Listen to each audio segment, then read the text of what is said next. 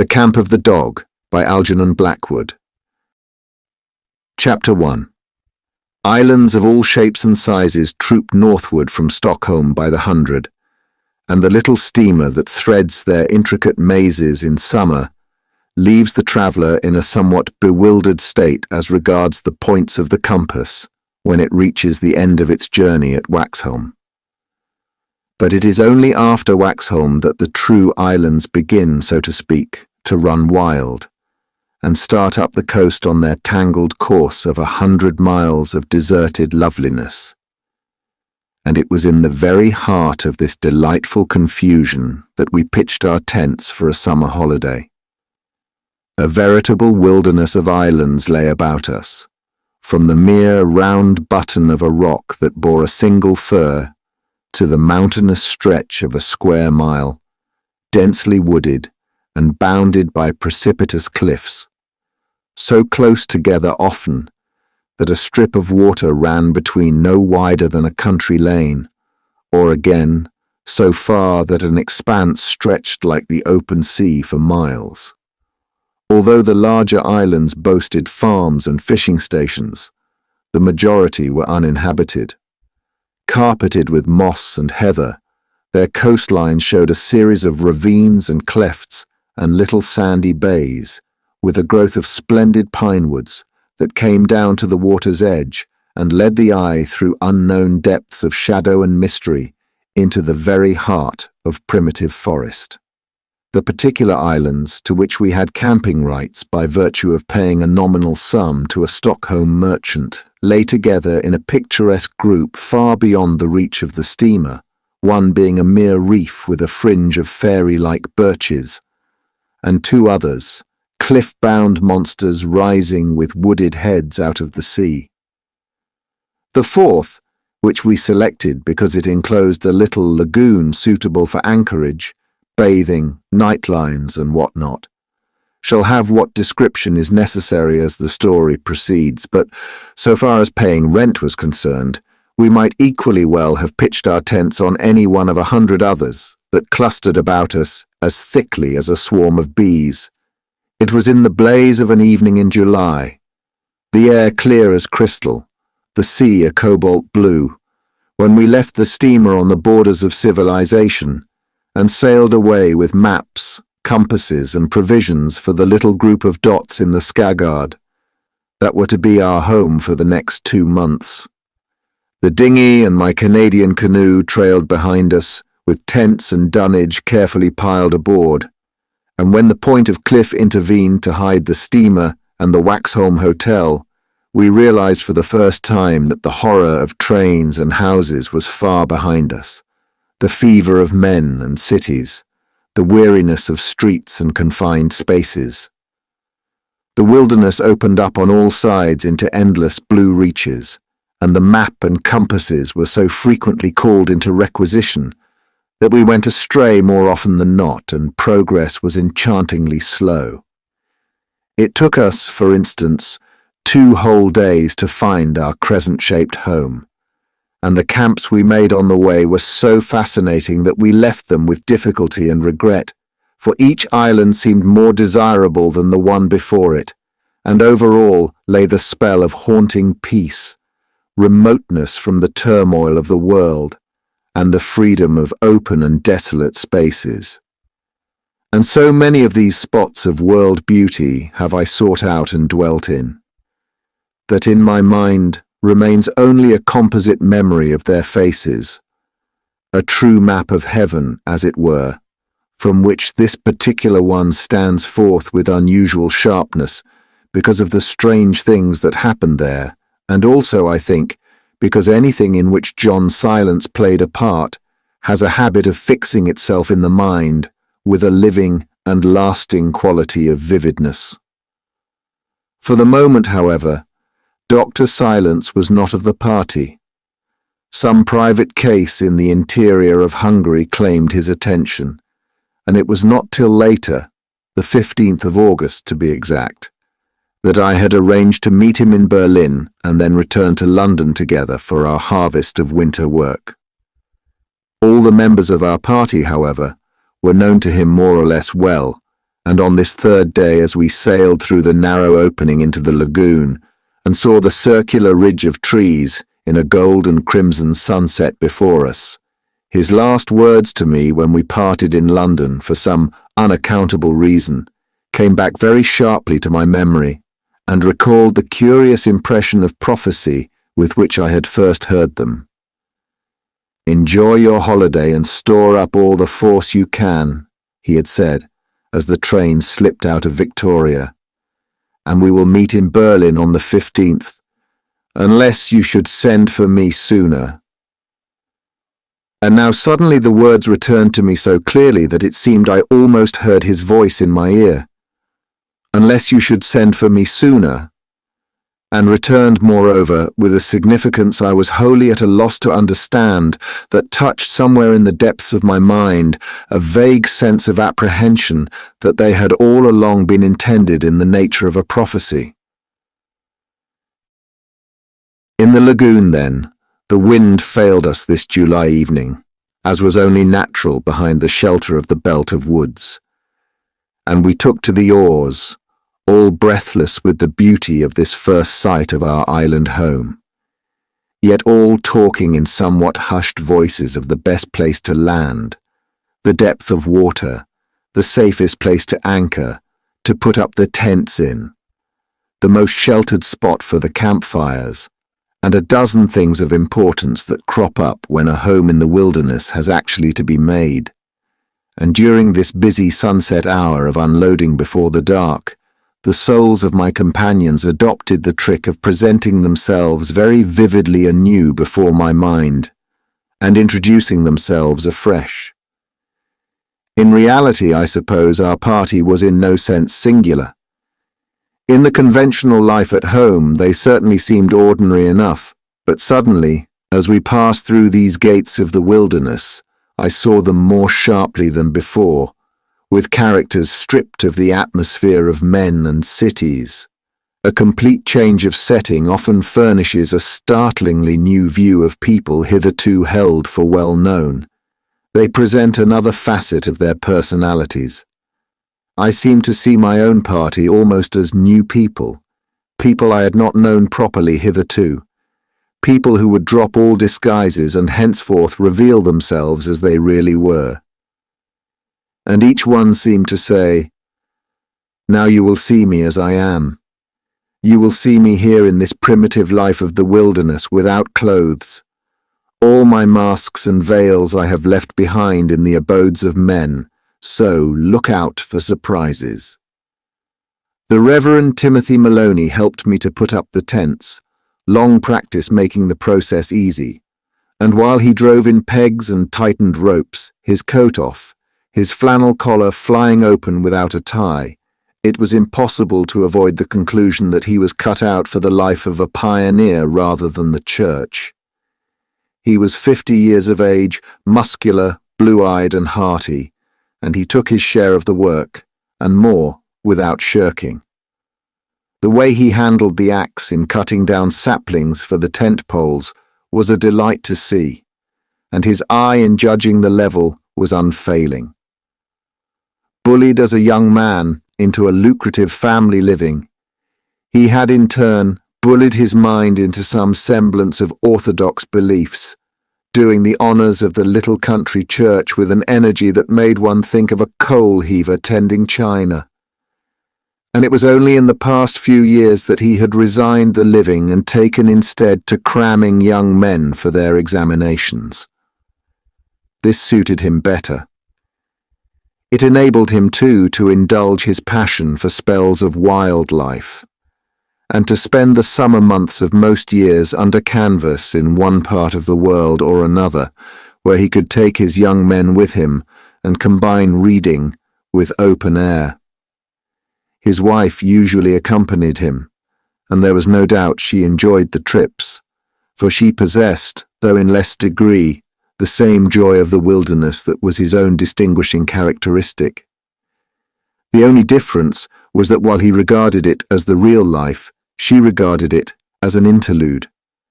While he camped out with his heart and mind, she played at camping out with her clothes and body. Nonetheless, she made a splendid companion.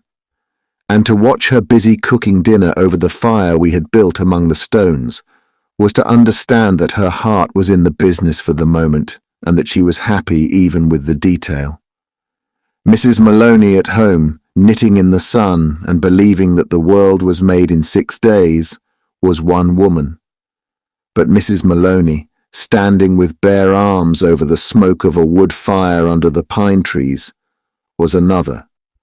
And Peter Sangre, the Canadian pupil, with his pale skin and his loose though not ungainly figure, stood beside her in very unfavourable contrast as he scraped potatoes and sliced bacon with slender white fingers that seemed better suited to hold a pen than a knife.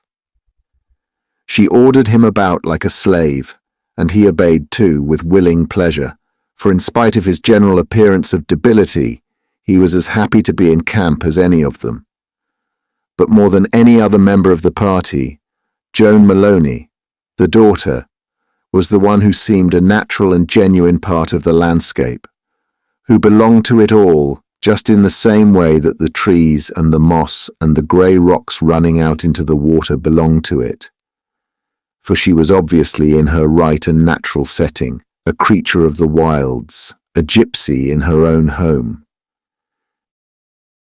To anyone with a discerning eye, this would have been more or less apparent, but to me, who had known her during all the 22 years of her life and was familiar with the ins and outs of her primitive, utterly unmodern type, it was strikingly clear.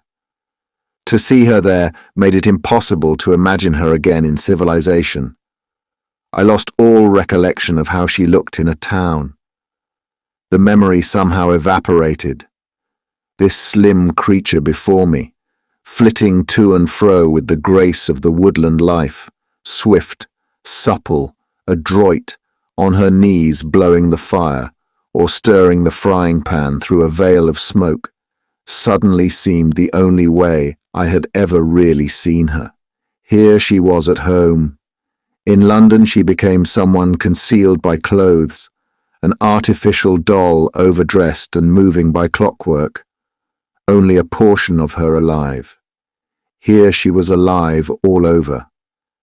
I forget altogether how she was dressed, just as I forget how any particular tree was dressed, or how the markings ran on any one of the boulders that lay about the camp.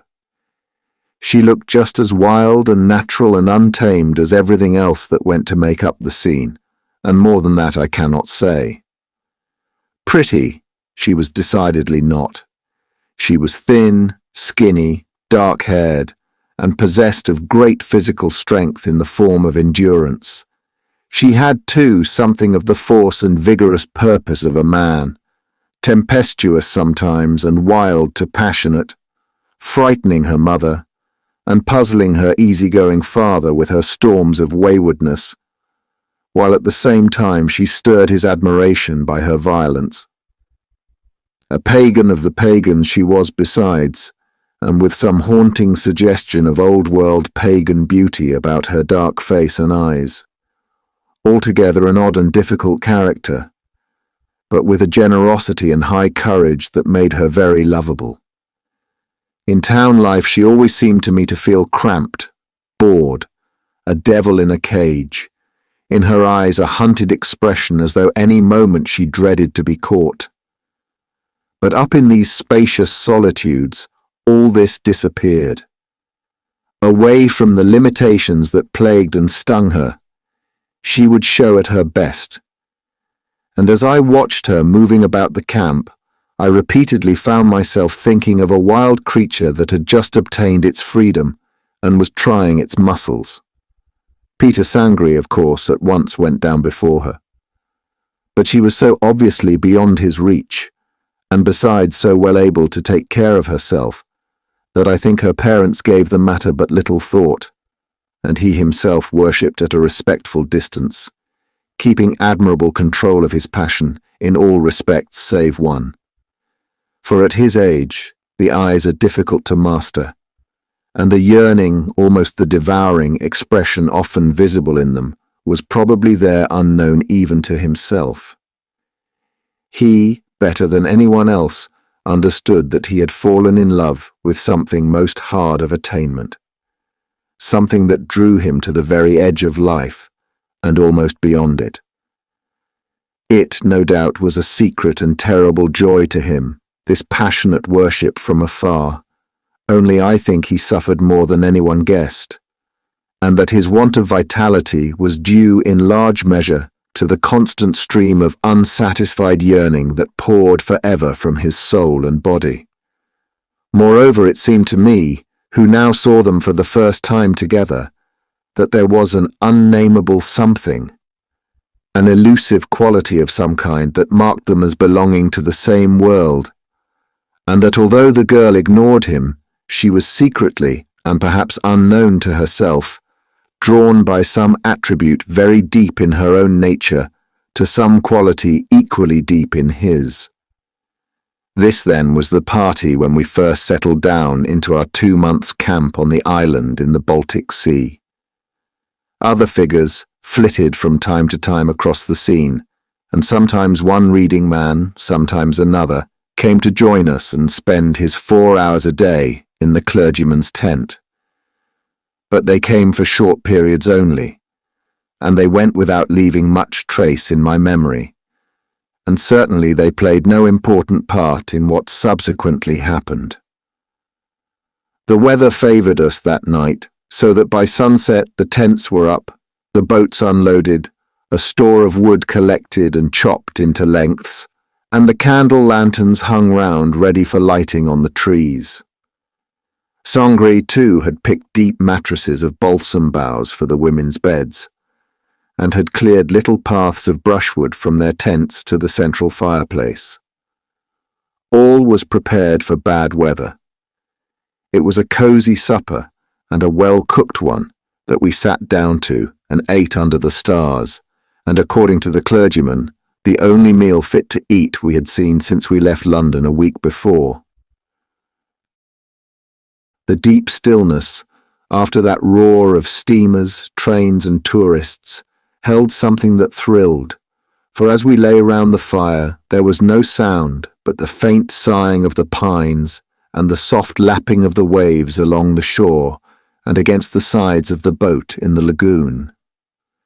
The ghostly outline of her white sails was just visible through the trees, idly rocking to and fro in her calm anchorage, her sheets flapping gently against the mast.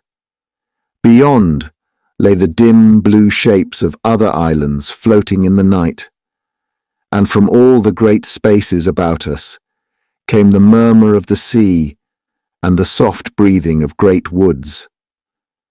The odours of the wilderness, smells of wind and earth, of trees and water, clean, vigorous and mighty, were the true odours of a virgin world unspoilt by men, more penetrating and more subtly intoxicating than any other perfume in the whole world. Oh, and dangerously strong too, no doubt, for some natures. "Ah," breathed out the clergyman after supper, with an indescribable gesture of satisfaction and relief. "Here there is freedom and room for body and mind to turn in. Here one can work and rest and play. Here one can be alive and absorb something of the earth forces that never get within touching distance in the cities. By George, I shall make a permanent camp here and come when it is time to die." The good man was merely giving vent to his delight at being under canvas. He said the same thing every year, and he said it often, but it more or less expressed the superficial feelings of us all. And when a little later he turned to compliment his wife on the fried potatoes and discovered that she was snoring with her back against a tree, he grunted with content at the sight and put a ground sheet over her feet, as if it were the most natural thing in the world for her to fall asleep after dinner, and then moved back to his own corner, smoking his pipe with great satisfaction. And I, smoking mine too, lay and fought against the most delicious sleep imaginable, while my eyes wandered from the fire to the stars peeping through the branches, and then back again to the group about me. The Reverend Timothy soon let his pipe go out, and succumbed as his wife had done, for he had worked hard and eaten well.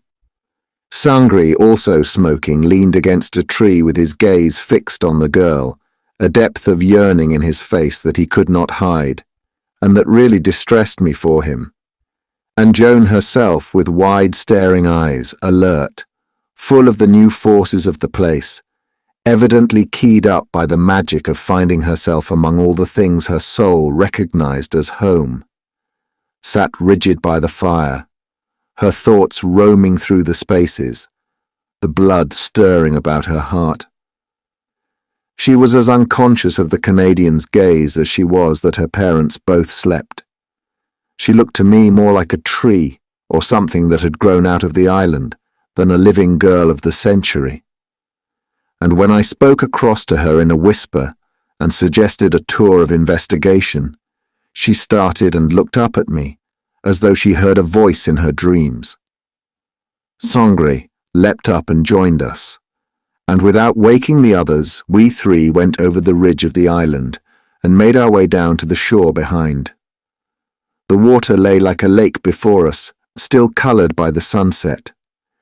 The air was keen and scented, wafting the smell of the wooded islands that hung about us in the darkening air.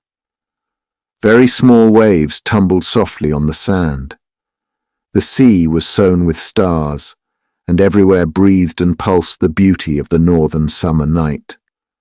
I confess I speedily lost consciousness of the human presences beside me, and I have little doubt Joan did too. Only Sangri felt otherwise, I suppose, for presently we heard him sighing, and I can well imagine that he absorbed the whole wonder and passion of the scene into his aching heart, to swell the pain there that was more searching even than the pain at the sight of such matchless and incomprehensible beauty. The splash of a fish jumping broke the spell. "I wish we had the canoe now," remarked Joan. "We could paddle out to the other islands."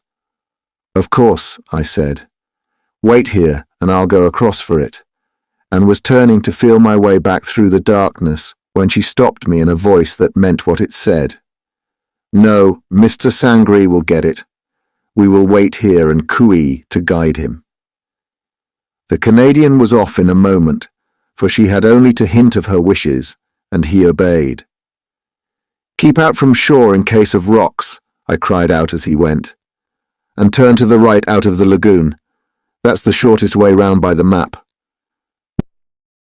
My voice travelled across the still waters, and woke echoes in the distant islands that came back to us like people calling out of space. It was only 30 or 40 yards over the ridge, and down the other side to the lagoon where the boats lay. But it was a good mile to coast round the shore in the dark to where we stood and waited. We heard him stumbling away among the boulders, and then the sound suddenly ceased as he topped the ridge and went down past the fire on the other side. "I didn't want to be left alone with him," the girl said presently in a low voice. "I'm always afraid he's going to say or do something." She hesitated a moment, looking quickly over her shoulder towards the ridge where he had just disappeared, something that might lead to unpleasantness. She stopped abruptly. "You frightened, Joan?" I exclaimed, with genuine surprise. "This is a new light on your wicked character. I thought the human being who could frighten you did not exist." Then I suddenly realized she was talking seriously, looking to me for help of some kind, and at once I dropped the teasing attitude. "He's very far gone, I think, Joan," I added gravely. "You must be kind to him, whatever else you may feel. He's exceedingly fond of you." "I know, but I can't help it," she whispered, lest her voice should carry in the stillness. "There's something about him that makes me feel creepy and half afraid. But poor man, it's not his fault if he is delicate and sometimes looks like death." I laughed gently, by way of defending what I felt to be a very innocent member of my sex. "Oh, but it's not that I mean," she answered quickly. "It's something I feel about him, something in his soul, something he hardly knows himself, but that may come out if we are much together. It draws me, I feel, tremendously. It stirs what is wild in me. Deep down, oh, very deep down, yet at the same time makes me feel afraid.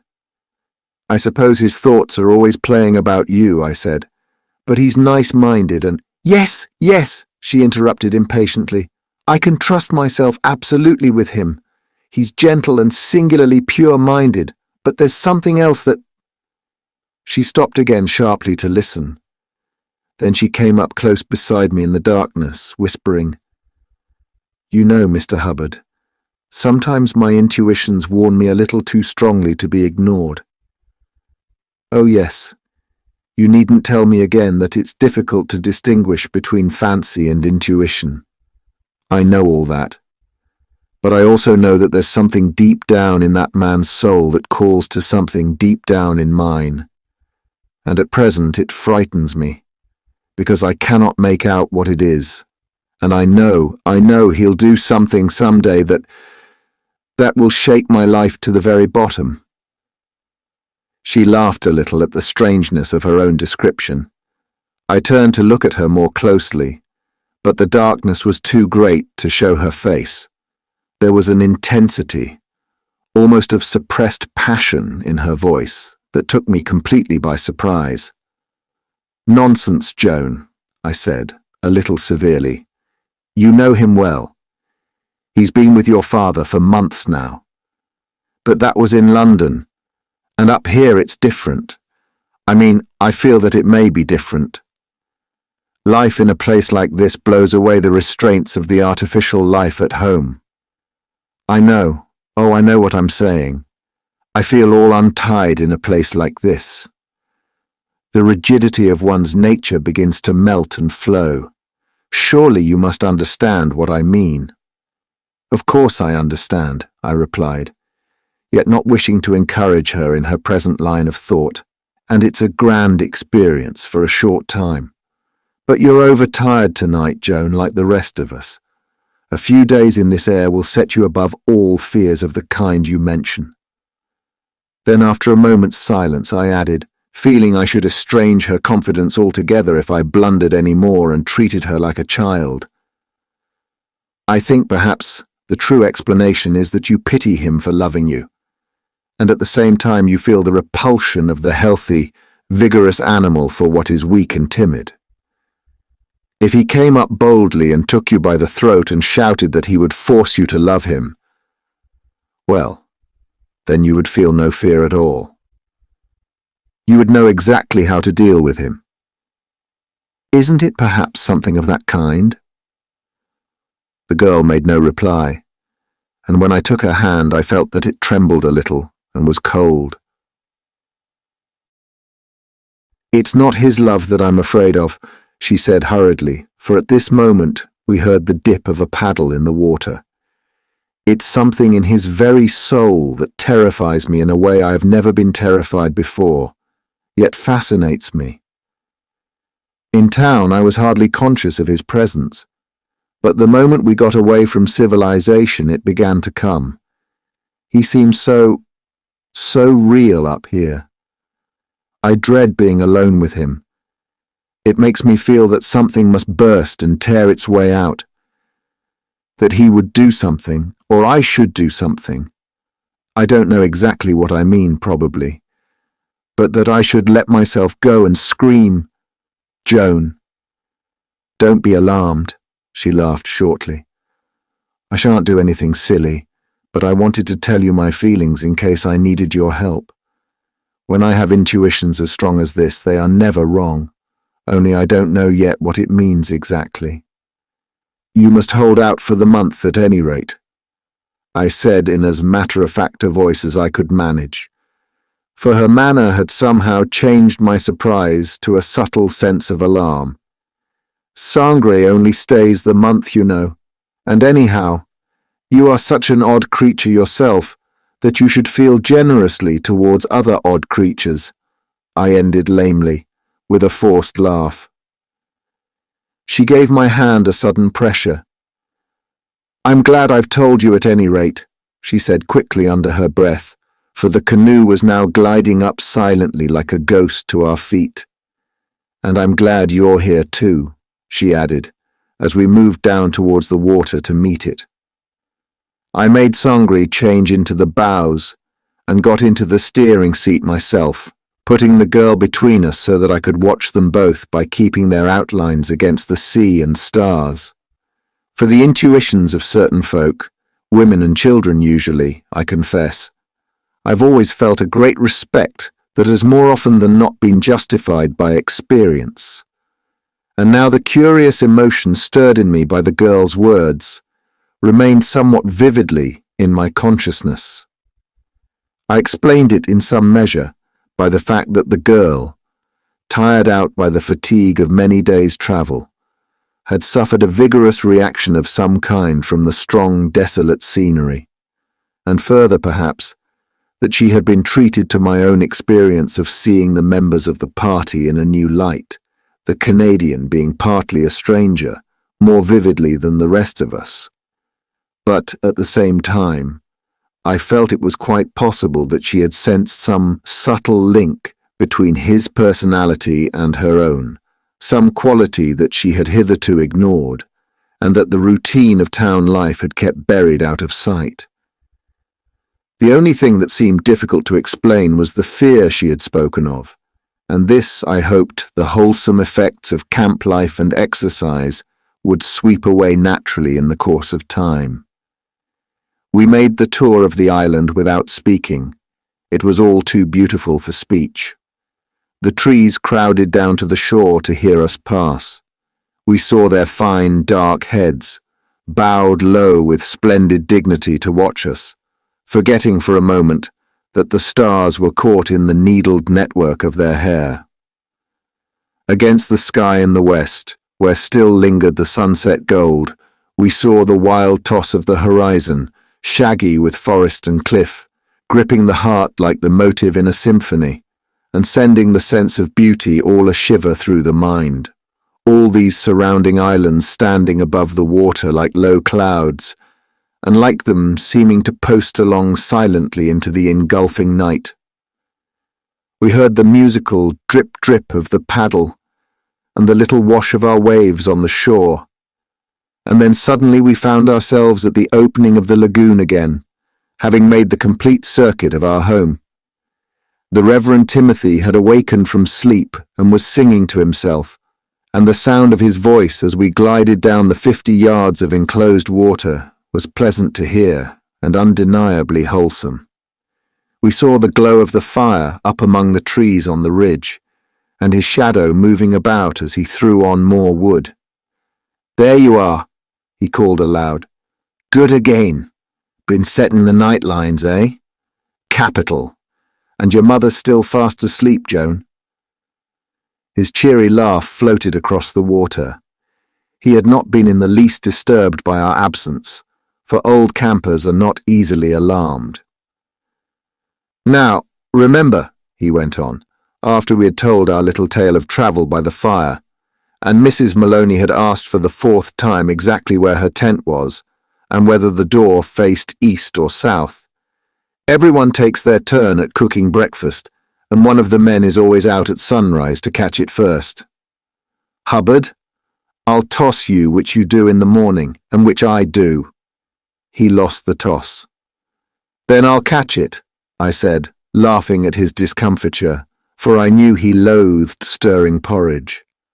"And mind you don't burn it as you did every blessed time last year on the Volga," I added by way of reminder. Mrs. Maloney's 5th interruption about the door of her tent, and her further pointed observation that it was past 9 o'clock, set us lighting lanterns and putting the fire out for safety. But before we separated for the night, the clergyman had a time-honoured little ritual of his own to go through that no one had the heart to deny him. He always did this. It was a relic of his pulpit habits. He glanced briefly from one to the other of us, his face grave and earnest, his hands lifted to the stars, and his eyes all closed and puckered up beneath a momentary frown. Then he offered up a short, almost inaudible prayer, thanking heaven for our safe arrival, begging for good weather, no illness or accidents, plenty of fish, and strong sailing winds. And then, unexpectedly, no one knew why exactly, he ended up with an abrupt request that nothing from the kingdom of darkness should be allowed to afflict our peace, and no evil thing come near to disturb us in the night time. And while he uttered these last surprising words, so strangely unlike his usual ending, it chanced that I looked up and let my eyes wander round the group assembled about the dying fire, and it certainly seemed to me that Sangri's face underwent a sudden and visible alteration. He was staring at Joan, and as he stared, the change ran over it like a shadow, and was gone. I started in spite of myself, for something oddly concentrated, potent, collected, had come into the expression usually so scattered and feeble. But it was all swift as a passing meteor, and when I looked a second time his face was normal, and he was looking among the trees. And Joan luckily had not observed him, her head being bowed and her eyes tightly closed while her father prayed. The girl has a vivid imagination indeed, I thought, half laughing as I lit the lanterns, if her thoughts can put a glamour upon mine in this way. And yet somehow, when we said good night, I took occasion to give her a few vigorous words of encouragement, and went to her tent to make sure I could find it quickly in the night in case anything happened. In her quick way, the girl understood and thanked me, and the last thing I heard as I moved off to the men's quarters was Mrs. Maloney crying that there were beetles in her tent, and Joan's laughter as she went to help her turn them out. Half an hour later, the island was silent as the grave, but for the mournful voices of the wind as it sighed up from the sea. Like white sentries stood the 3 tents of the men on one side of the ridge, and on the other side, half hidden by some birches, whose leaves just shivered as the breeze caught them, the women's tents, patches of ghostly grey, gathered more closely together for mutual shelter and protection. Something like 50 yards of broken ground, grey rock, moss and lichen lay between, and over all lay the curtain of the night and the great whispering winds from the forests of Scandinavia. And the very last thing, just before floating away on that mighty wave that carries one so softly off into the deeps of forgetfulness, I again heard the voice of John's silence as the train moved out of Victoria Station, and by some subtle connection that met me on the very threshold of consciousness, there rose in my mind simultaneously the memory of the girl's half-given confidence and of her distress. As by some wizardry of approaching dreams, they seemed in that instant to be related. But before I could analyze the why and the wherefore, both sank away out of sight again, and I was off beyond recall. Unless you should send for me sooner. Chapter 2. Whether Mrs. Maloney's tent door opened south or east, I think she never discovered, for it is quite certain she always slept with the flap tightly fastened. I only know that my own little 5x7 all-silk faced due east, because next morning the sun, pouring in as only the wilderness sun knows how to pour, woke me early, and a moment later, with a short run over soft moss and a flying dive from the granite ledge, I was swimming in the most sparkling water imaginable. It was barely 4 o'clock, and the sun came down a long vista of blue islands that led out to the open sea and Finland. Nearer by rose the wooded domes of our own property, still capped and wreathed with smoky trails of fast melting mist, and looking as fresh as though it was the morning of Mrs. Maloney's 6th day, and they had just issued, clean and brilliant, from the hands of the great architect. In the open spaces the ground was drenched with dew, and from the sea a cool salt wind stole in among the trees and set the branches trembling in an atmosphere of shimmering silver. The tents shone white where the sun caught them in patches. Below lay the lagoon, still dreaming of the summer night. In the open, the fish were jumping busily, sending musical ripples towards the shore, and in the air hung the magic of dawn, silent, incommunicable. I lit the fire so that an hour later the clergyman should find good ashes to stir his porridge over, and then set forth upon an examination of the island. But hardly had I gone a dozen yards when I saw a figure standing a little in front of me where the sunlight fell in a pool among the trees. It was Joan. She had already been up an hour, she told me, and had bathed before the last stars had left the sky. I saw at once that the new spirit of this solitary region had entered into her, banishing the fears of the night, for her face was like the face of a happy denizen of the wilderness, and her eyes stainless and shining. Her feet were bare, and drops of dew she had shaken from the branches hung in her loose flying hair. Obviously, she had come into her own. "I've been all over the island," she announced laughingly, "and there are two things wanting. You're a good judge, Joan. What are they? There's no animal life, and there's no water." "They go together," I said. "Animals don't bother with a rock like this unless there's a spring on it." And as she led me from place to place, happy and excited, leaping adroitly from rock to rock, I was glad to note that my first impressions were correct. She made no reference to our conversation of the night before. The new spirit had driven out the old. There was no room in her heart for fear or anxiety, and nature had everything her own way. The island, we found, was some 3/4 of a mile from point to point, built in a circle, or wide horseshoe, with an opening of 20 feet at the mouth of the lagoon. Pine trees grew thickly all over, but here and there were patches of silver birch, scrub oak, and considerable colonies of wild raspberry and gooseberry bushes. The two ends of the horseshoe formed bare slabs of smooth granite running into the sea and forming dangerous reefs just below the surface. But the rest of the island rose in a 40-foot ridge and sloped down steeply to the sea on either side, being nowhere more than 100 yards wide.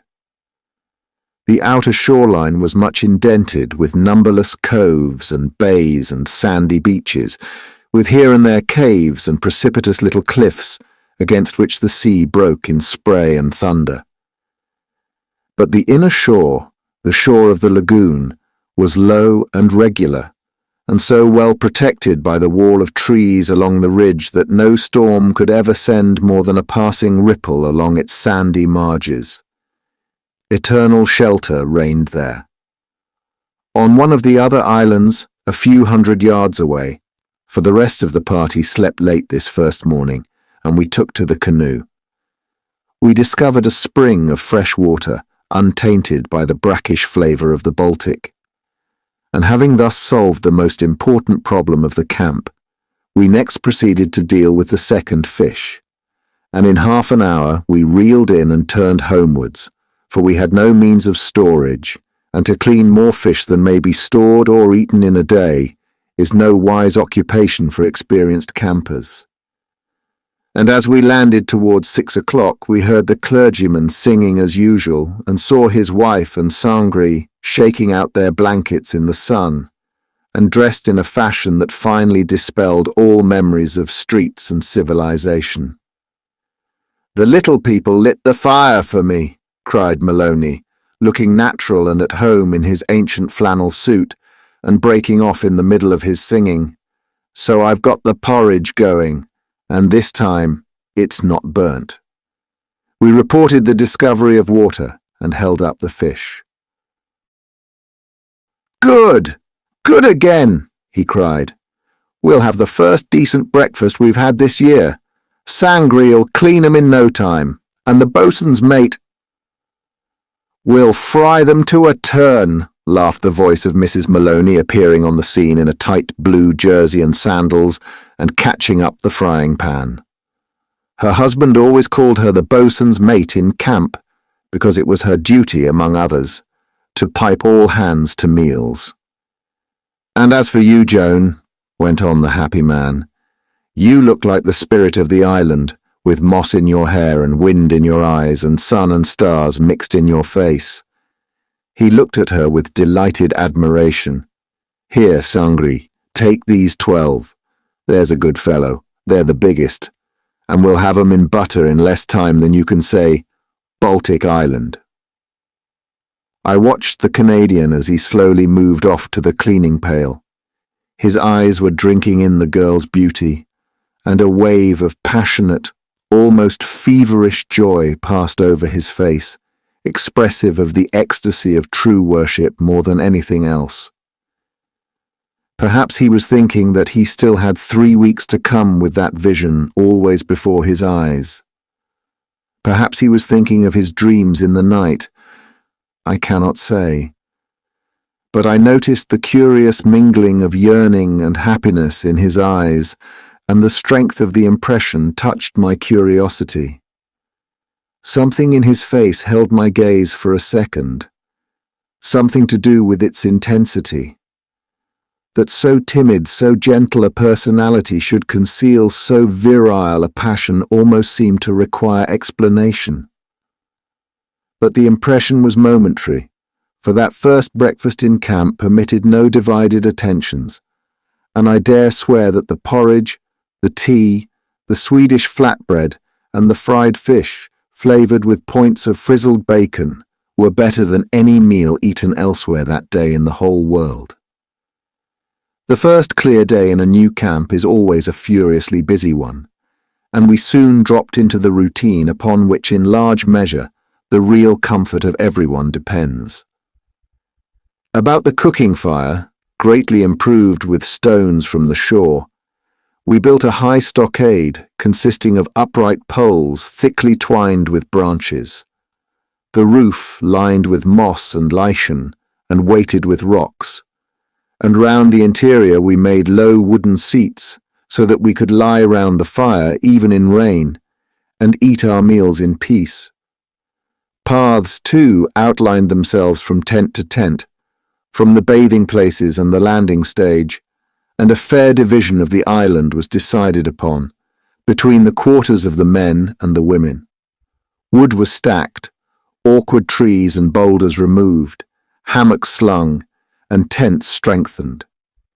In a word, camp was established, and duties were assigned and accepted as though we expected to live on this Baltic island for years to come, and the smallest detail of the community life was important.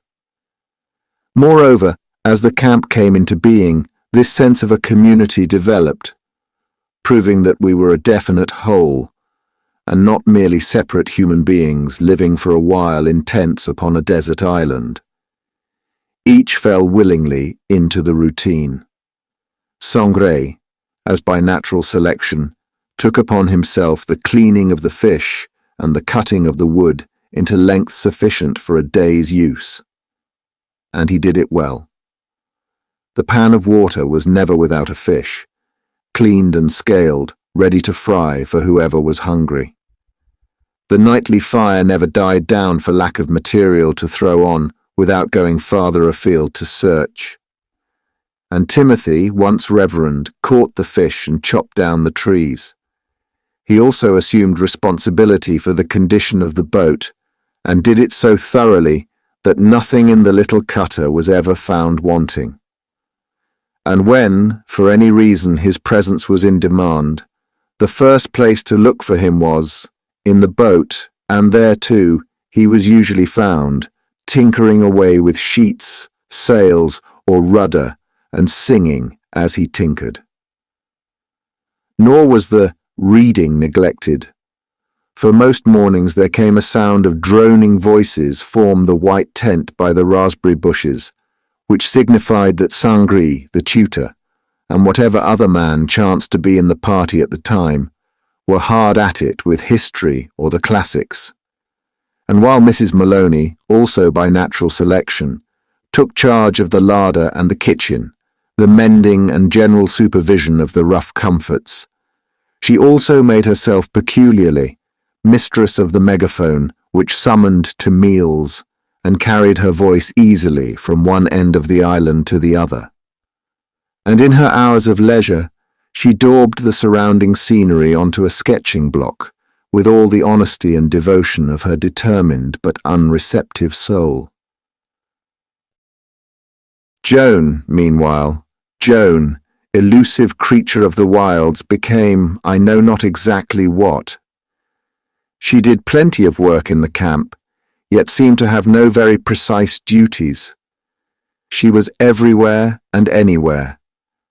Sometimes she slept in her tent, sometimes under the stars with a blanket.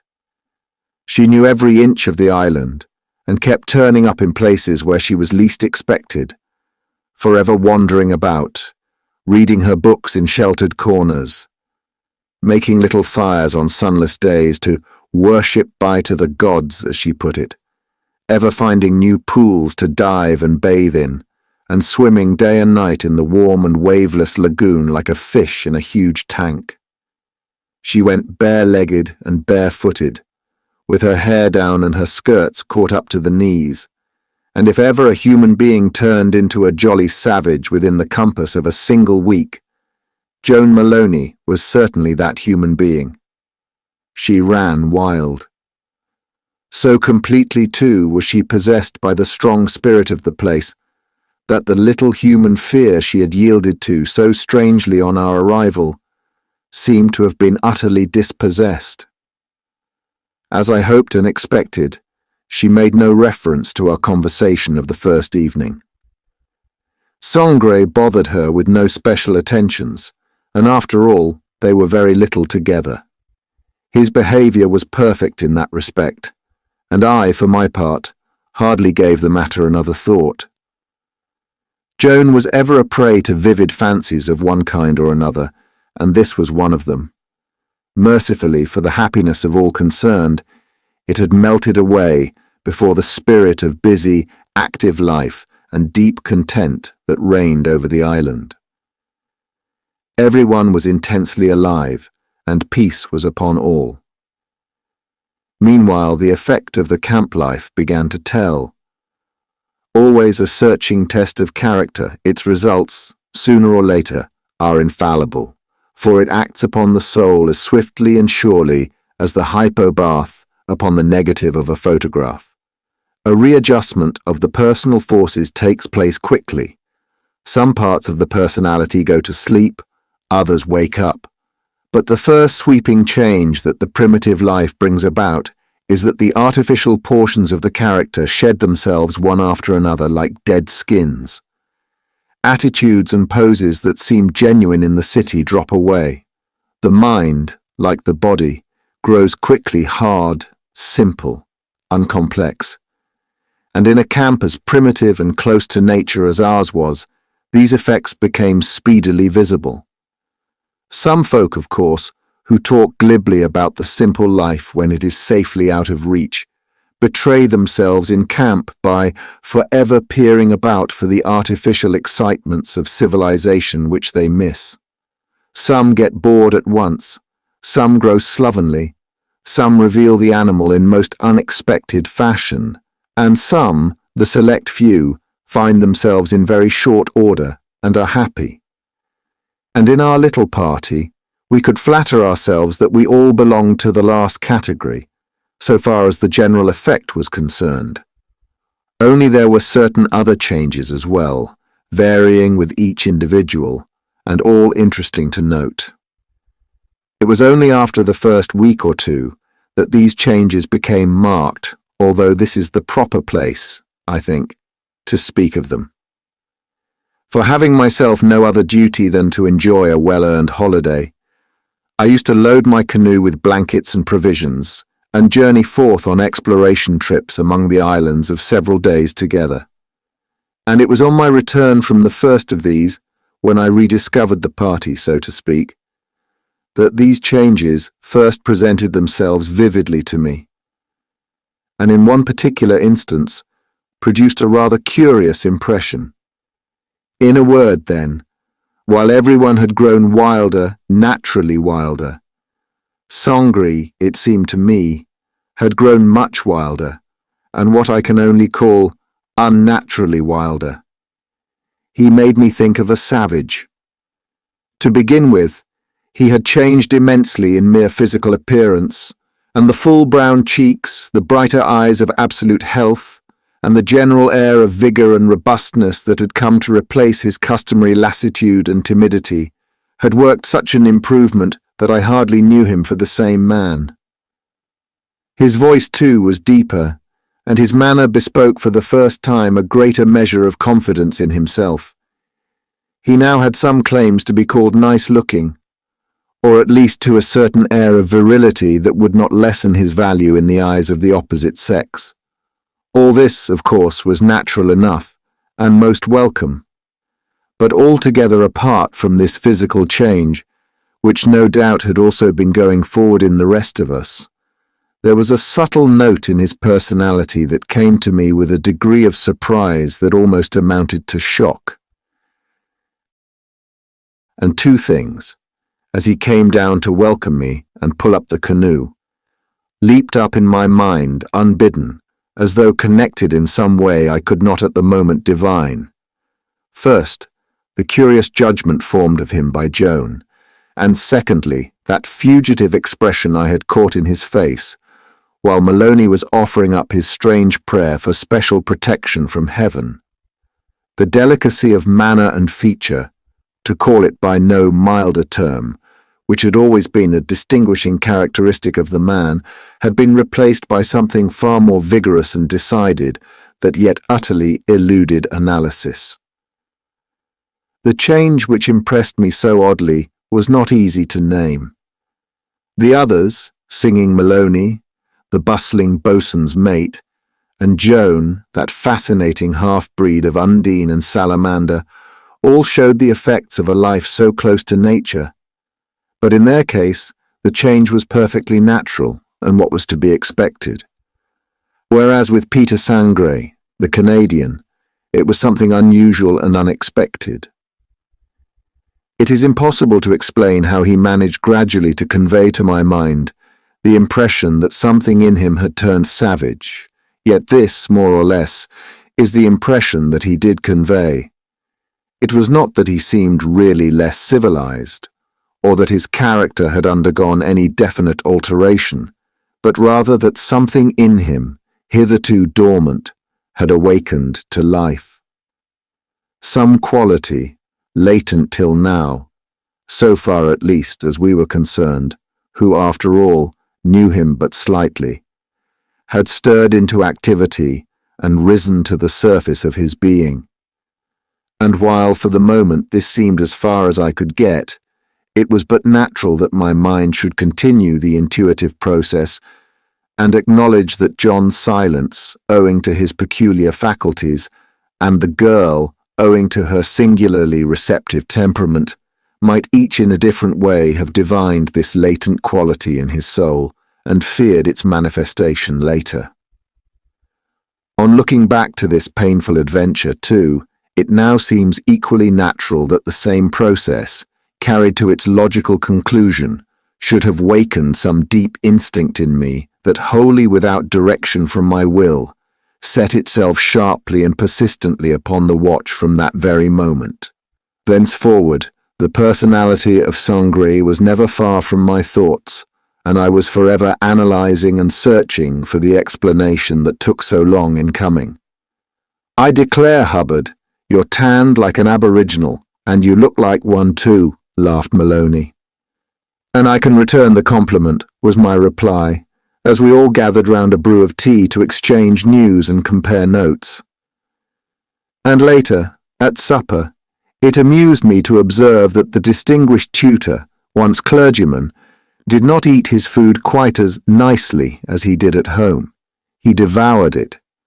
That Mrs. Maloney ate more, and, to say the least, with less delay than was her custom in the select atmosphere of her English dining room, and that while Joan attacked her tin plateful with genuine avidity, Sangre, the Canadian, bit and gnawed at his, laughing and talking and complimenting the cook all the while, and making me think with secret amusement of a starved animal at its first meal, while from their remarks about myself, I judged that I had changed and grown wild as much as the rest of them. In this and in 100 other little ways the change showed, ways difficult to define in detail, but all proving not the coarsening effect of leading the primitive life, but, let us say, the more direct and unvarnished methods that became prevalent. For all day long we were in the bath of the elements, wind, water, sun. And just as the body became insensible to cold and shed unnecessary clothing, the mind grew straightforward and shed many of the disguises required by the conventions of civilization. And in each, according to temperament and character, there stirred the life instincts that were natural, untamed, and, in a sense, savage. Chapter 3. So it came about that I stayed with our island party, putting off my second exploring trip from day to day, and I think that this far-fetched instinct to watch Sangri was really the cause of my postponement.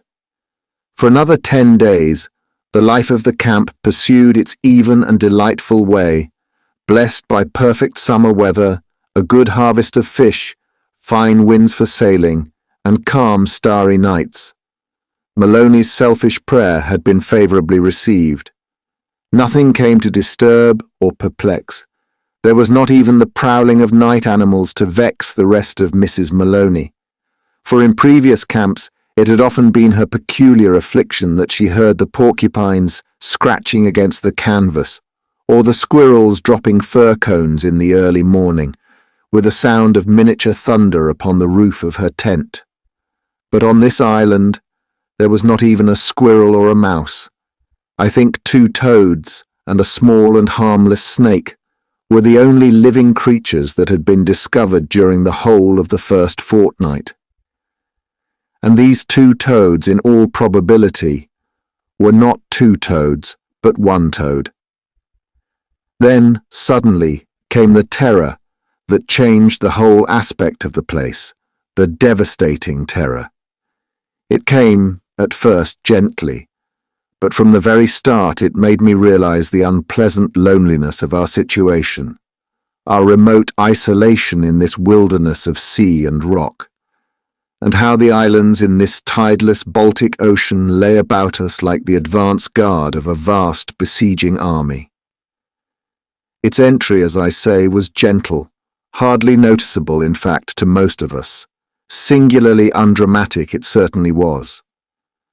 But then, in actual life, this is often the way the dreadful climaxes move upon us, leaving the heart undisturbed almost to the last minute, and then overwhelming it with a sudden rush of horror. For it was the custom at breakfast to listen patiently while each in turn related the trivial adventures of the night, how they slept, whether the wind shook their tent, whether the spider on the ridgepole had moved, whether they had heard the toad, and so forth. And on this particular morning, Joan, in the middle of a little pause, made a truly novel announcement. "In the night I heard the howling of a dog," she said, and then flushed up to the roots of her hair when we burst out laughing. For the idea of there being a dog on this forsaken island that was only able to support a snake and 2 toads was distinctly ludicrous. And I remember Maloney, halfway through his burnt porridge, capping the announcement by declaring that he had heard a Baltic turtle in the lagoon, and his wife's expression of frantic alarm before the laughter undeceived her. But the next morning Joan repeated the story with additional and convincing detail. "Sounds of whining and growling woke me," she said, "and I distinctly heard sniffing under my tent and the scratching of paws." "Oh, Timothy, can it be a porcupine?" exclaimed the boatswain's mate with distress, forgetting that Sweden was not Canada. But the girl's voice had sounded to me in quite another key, and looking up, I saw that her father and Sangre were staring at her hard. They, too, understood that she was in earnest, and had been struck by the serious note in her voice. "Rubbish, Joan. You are always dreaming something or other wild," her father said a little impatiently. "There's not an animal of any size on the whole island," added Sangre with a puzzled expression.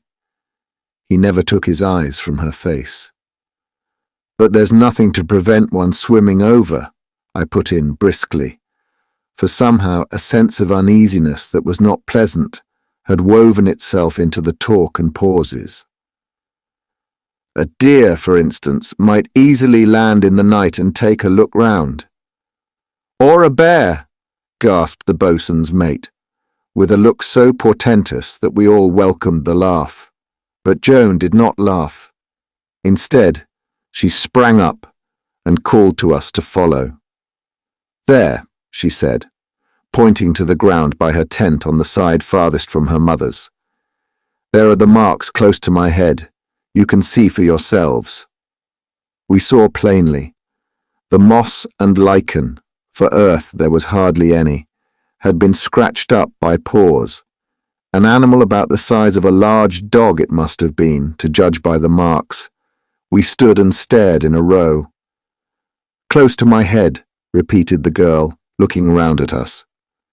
Her face, I noticed, was very pale, and her lips seemed to quiver for an instant. Then she gave a sudden gulp and burst into a flood of tears. The whole thing had come about in the brief space of a few minutes, and with a curious sense of inevitableness, moreover, as though it had all been carefully planned from all time and nothing could have stopped it. It had all been rehearsed before, had actually happened before, as the strange feeling sometimes has it. It seemed like the opening movement in some ominous drama, and that I knew exactly what would happen next. Something of great moment was impending. For this sinister sensation of coming disaster made itself felt from the very beginning, and an atmosphere of gloom and dismay pervaded the entire camp from that moment forward. I drew Sangre to one side and moved away, while Maloney took the distressed girl into her tent, and his wife followed them, energetic and greatly flustered.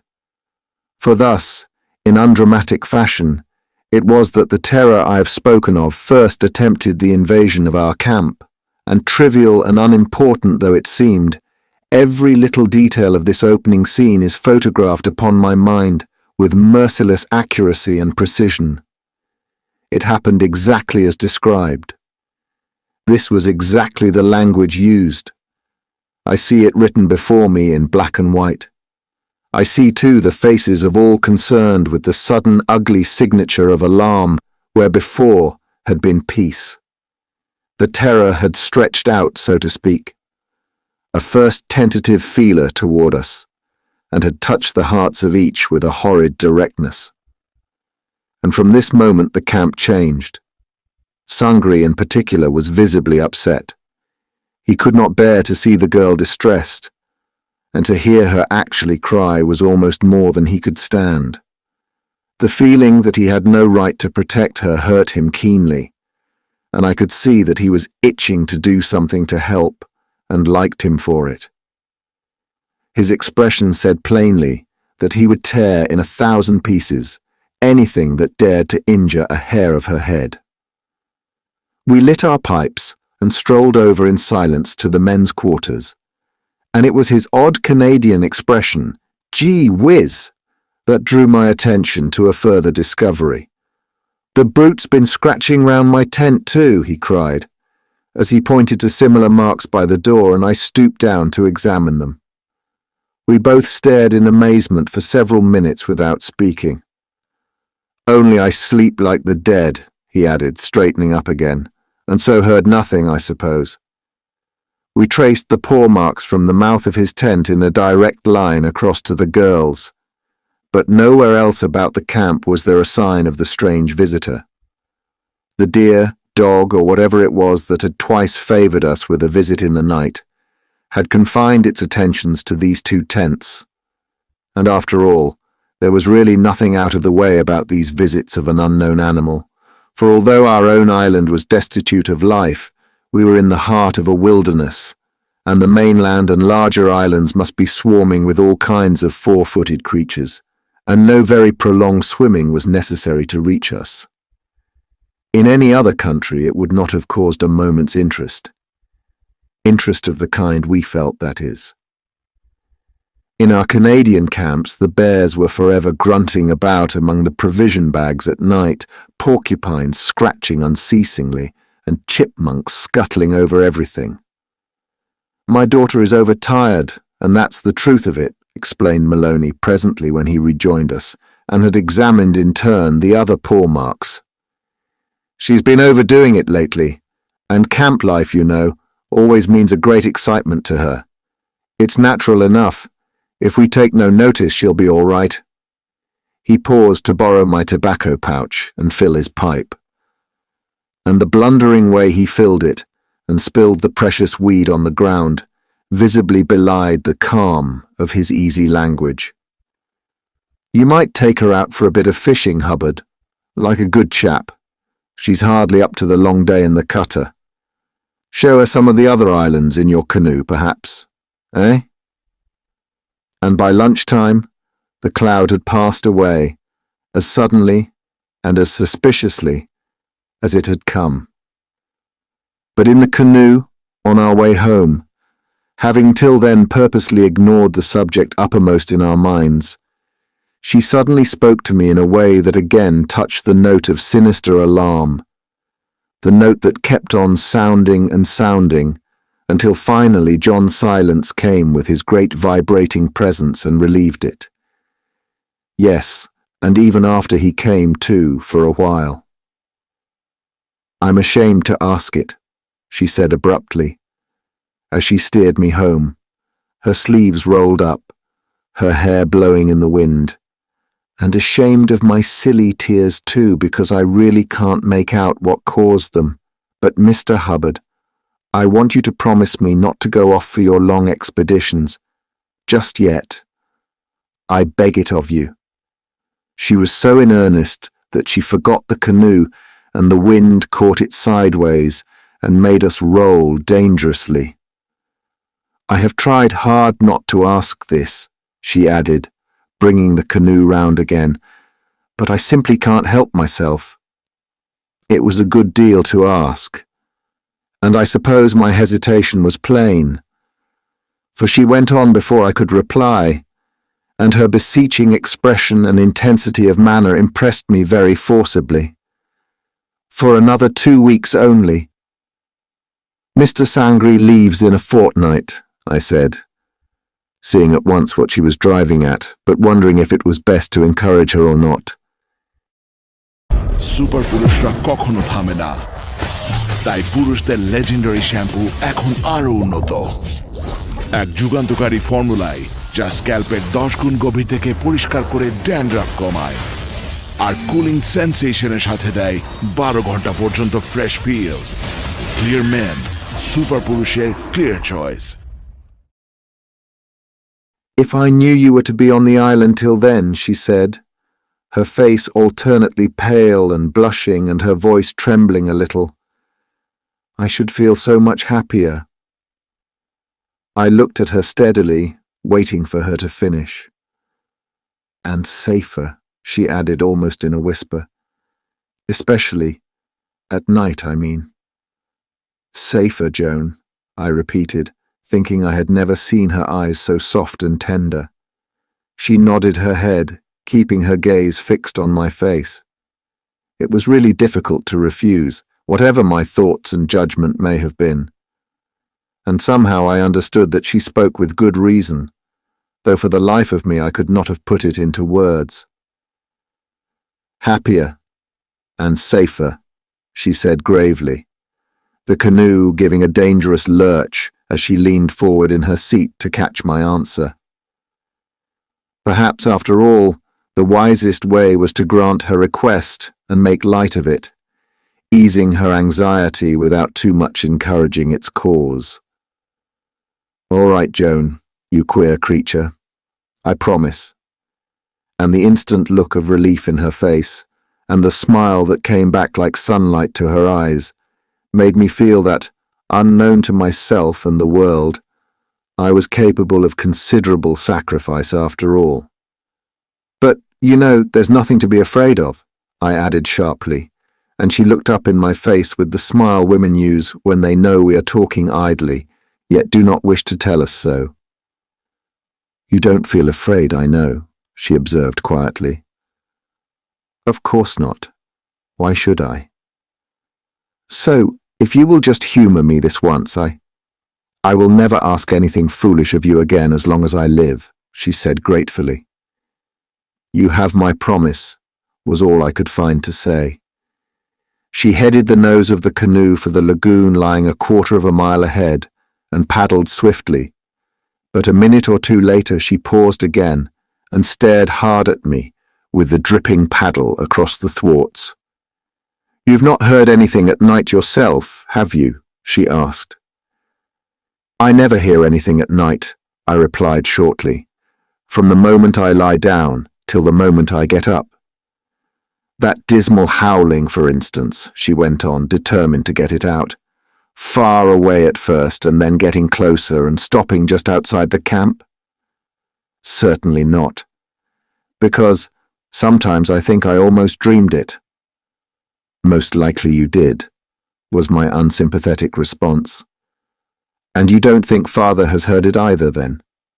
No, he would have told me if he had. This seemed to relieve her mind a little. I know Mother hasn't, she added, as if speaking to herself, for she hears nothing, ever. It was 2 nights after this conversation that I woke out of deep sleep and heard sounds of screaming. The voice was really horrible, breaking the peace and silence with its shrill clamour. In less than 10 seconds I was half dressed and out of my tent. The screaming had stopped abruptly, but I knew the general direction and ran as fast as the darkness would allow over to the women's quarters, and on getting close I heard sounds of suppressed weeping. It was Joan's voice, and just as I came up I saw Mrs. Maloney, marvellously attired, fumbling with a lantern. Other voices became audible in the same moment behind me, and Timothy Maloney arrived, breathless, less than half-dressed, and carrying another lantern that had gone out on the way from being banged against a tree. Dawn was just breaking, and a chill wind blew in from the sea. Heavy black clouds drove low overhead. The scene of confusion may be better imagined than described. Questions in frightened voices filled the air against this background of suppressed weeping. Briefly, Joan's silk tent had been torn, and the girl was in a state bordering upon hysterics. Somewhat reassured by our noisy presence, however, for she was plucky at heart, she pulled herself together and tried to explain what had happened, and her broken words, told there, on the edge of night and morning, upon this wild island ridge, were oddly thrilling and distressingly convincing.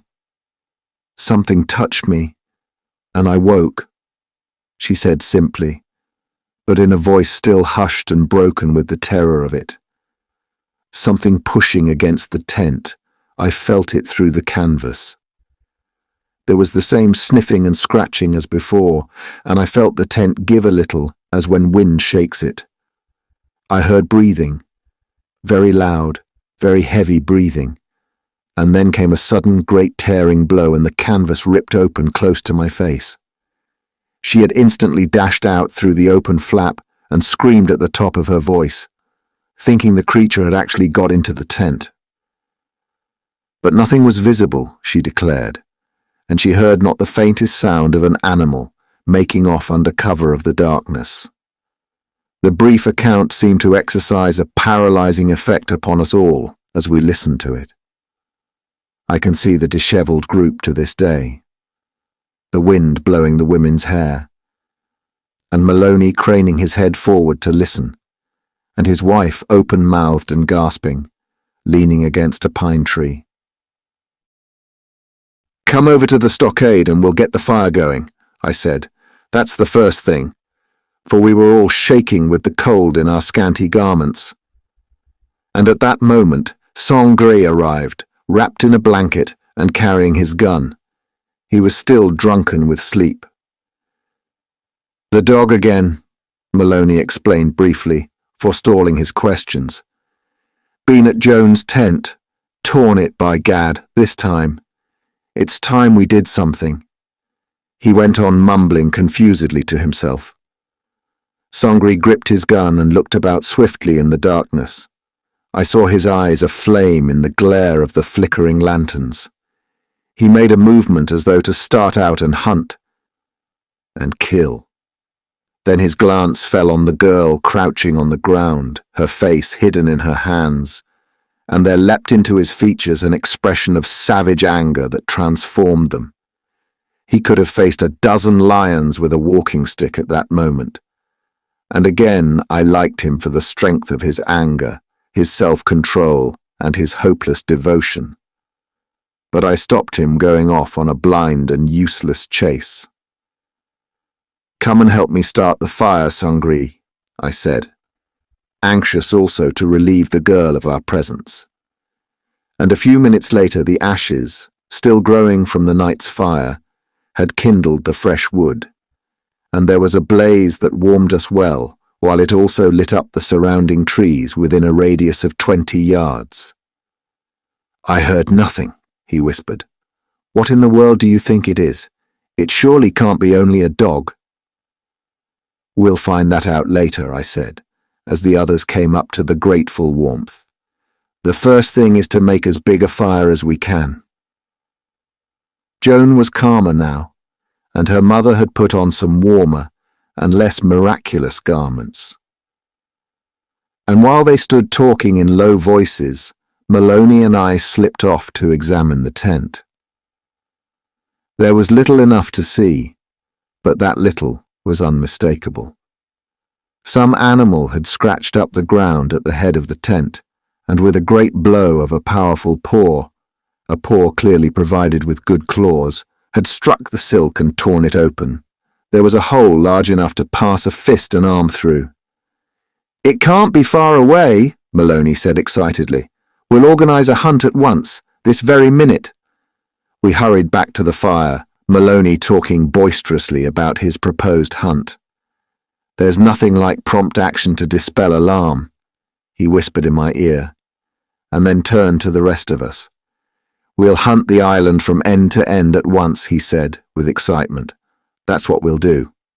The beast can't be far away, and the boatswain's mate and Joan must come too, because they can't be left alone. Hubbard, you take the right shore, and you, Sangri, the left, and I'll go in the middle with the women. In this way we can stretch clean across the ridge, and nothing bigger than a rabbit can possibly escape us. He was extraordinarily excited, I thought. Anything affecting Joan, of course, stirred him prodigiously. Get your guns and we'll start the drive at once, he cried. He lit another lantern and handed one each to his wife and Joan, and while I ran to fetch my gun, I heard him singing to himself with the excitement of it all. Meanwhile, the dawn had come on quickly. It made the flickering lanterns look pale. The wind, too, was rising, and I heard the trees moaning overhead and the waves breaking with increasing clamour on the shore. In the lagoon, the boat dipped and splashed, and the sparks from the fire were carried aloft in a stream and scattered far and wide. We made our way to the extreme end of the island, measured our distances carefully, and then began to advance. None of us spoke.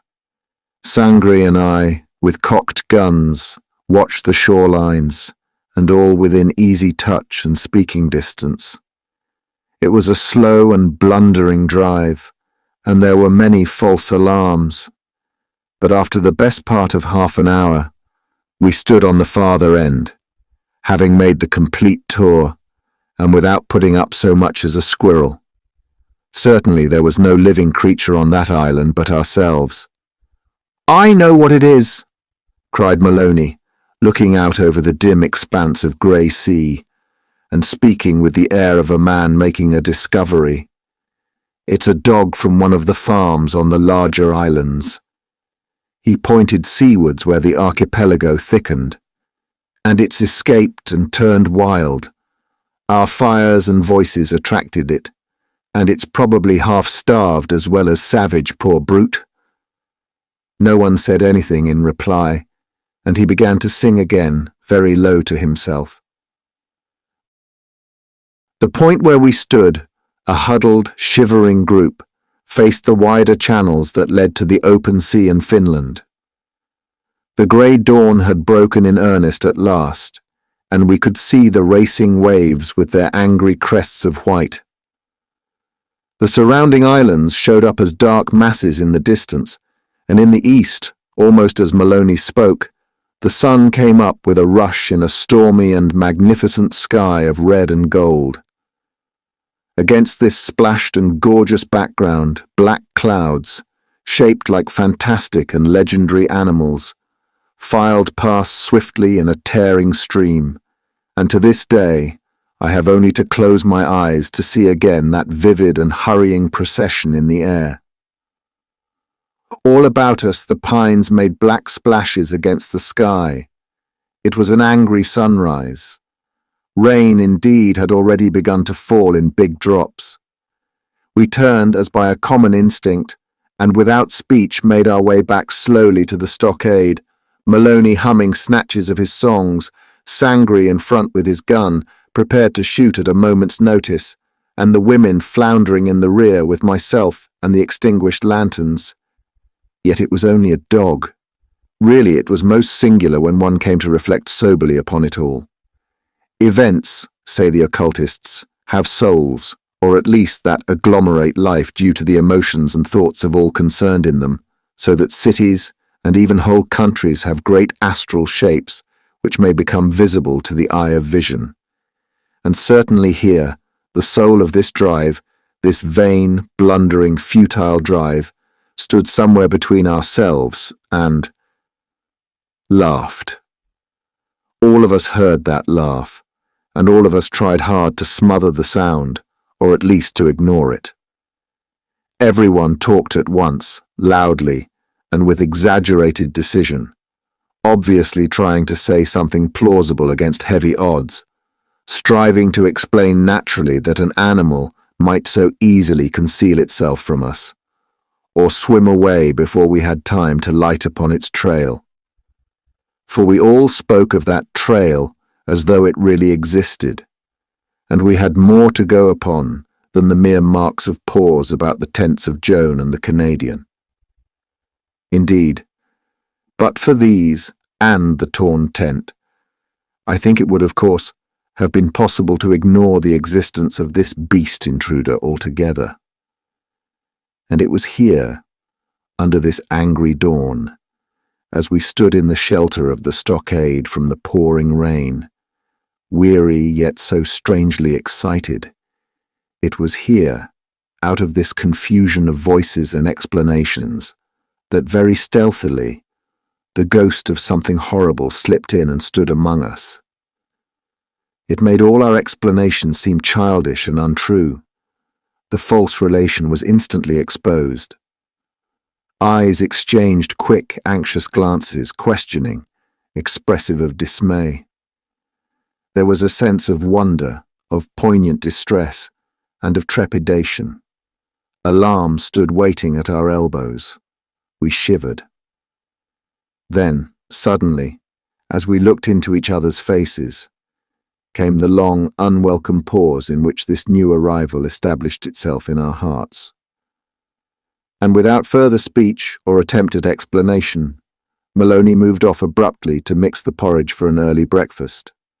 Sangri to clean the fish, myself to chop wood and tend the fire, Joan and her mother to change their wet garments, and most significant of all, to prepare her mother's tent for its future complement of two. Each went to his duty, but hurriedly, awkwardly, silently, and this new arrival, this shape of terror and distress, stalked, viewless, by the side of each. If only I could have traced that dog, I think, was the thought in the minds of all. But in camp, where everyone realizes how important the individual contribution is to the comfort and well-being of all, the mind speedily recovers tone and pulls itself together.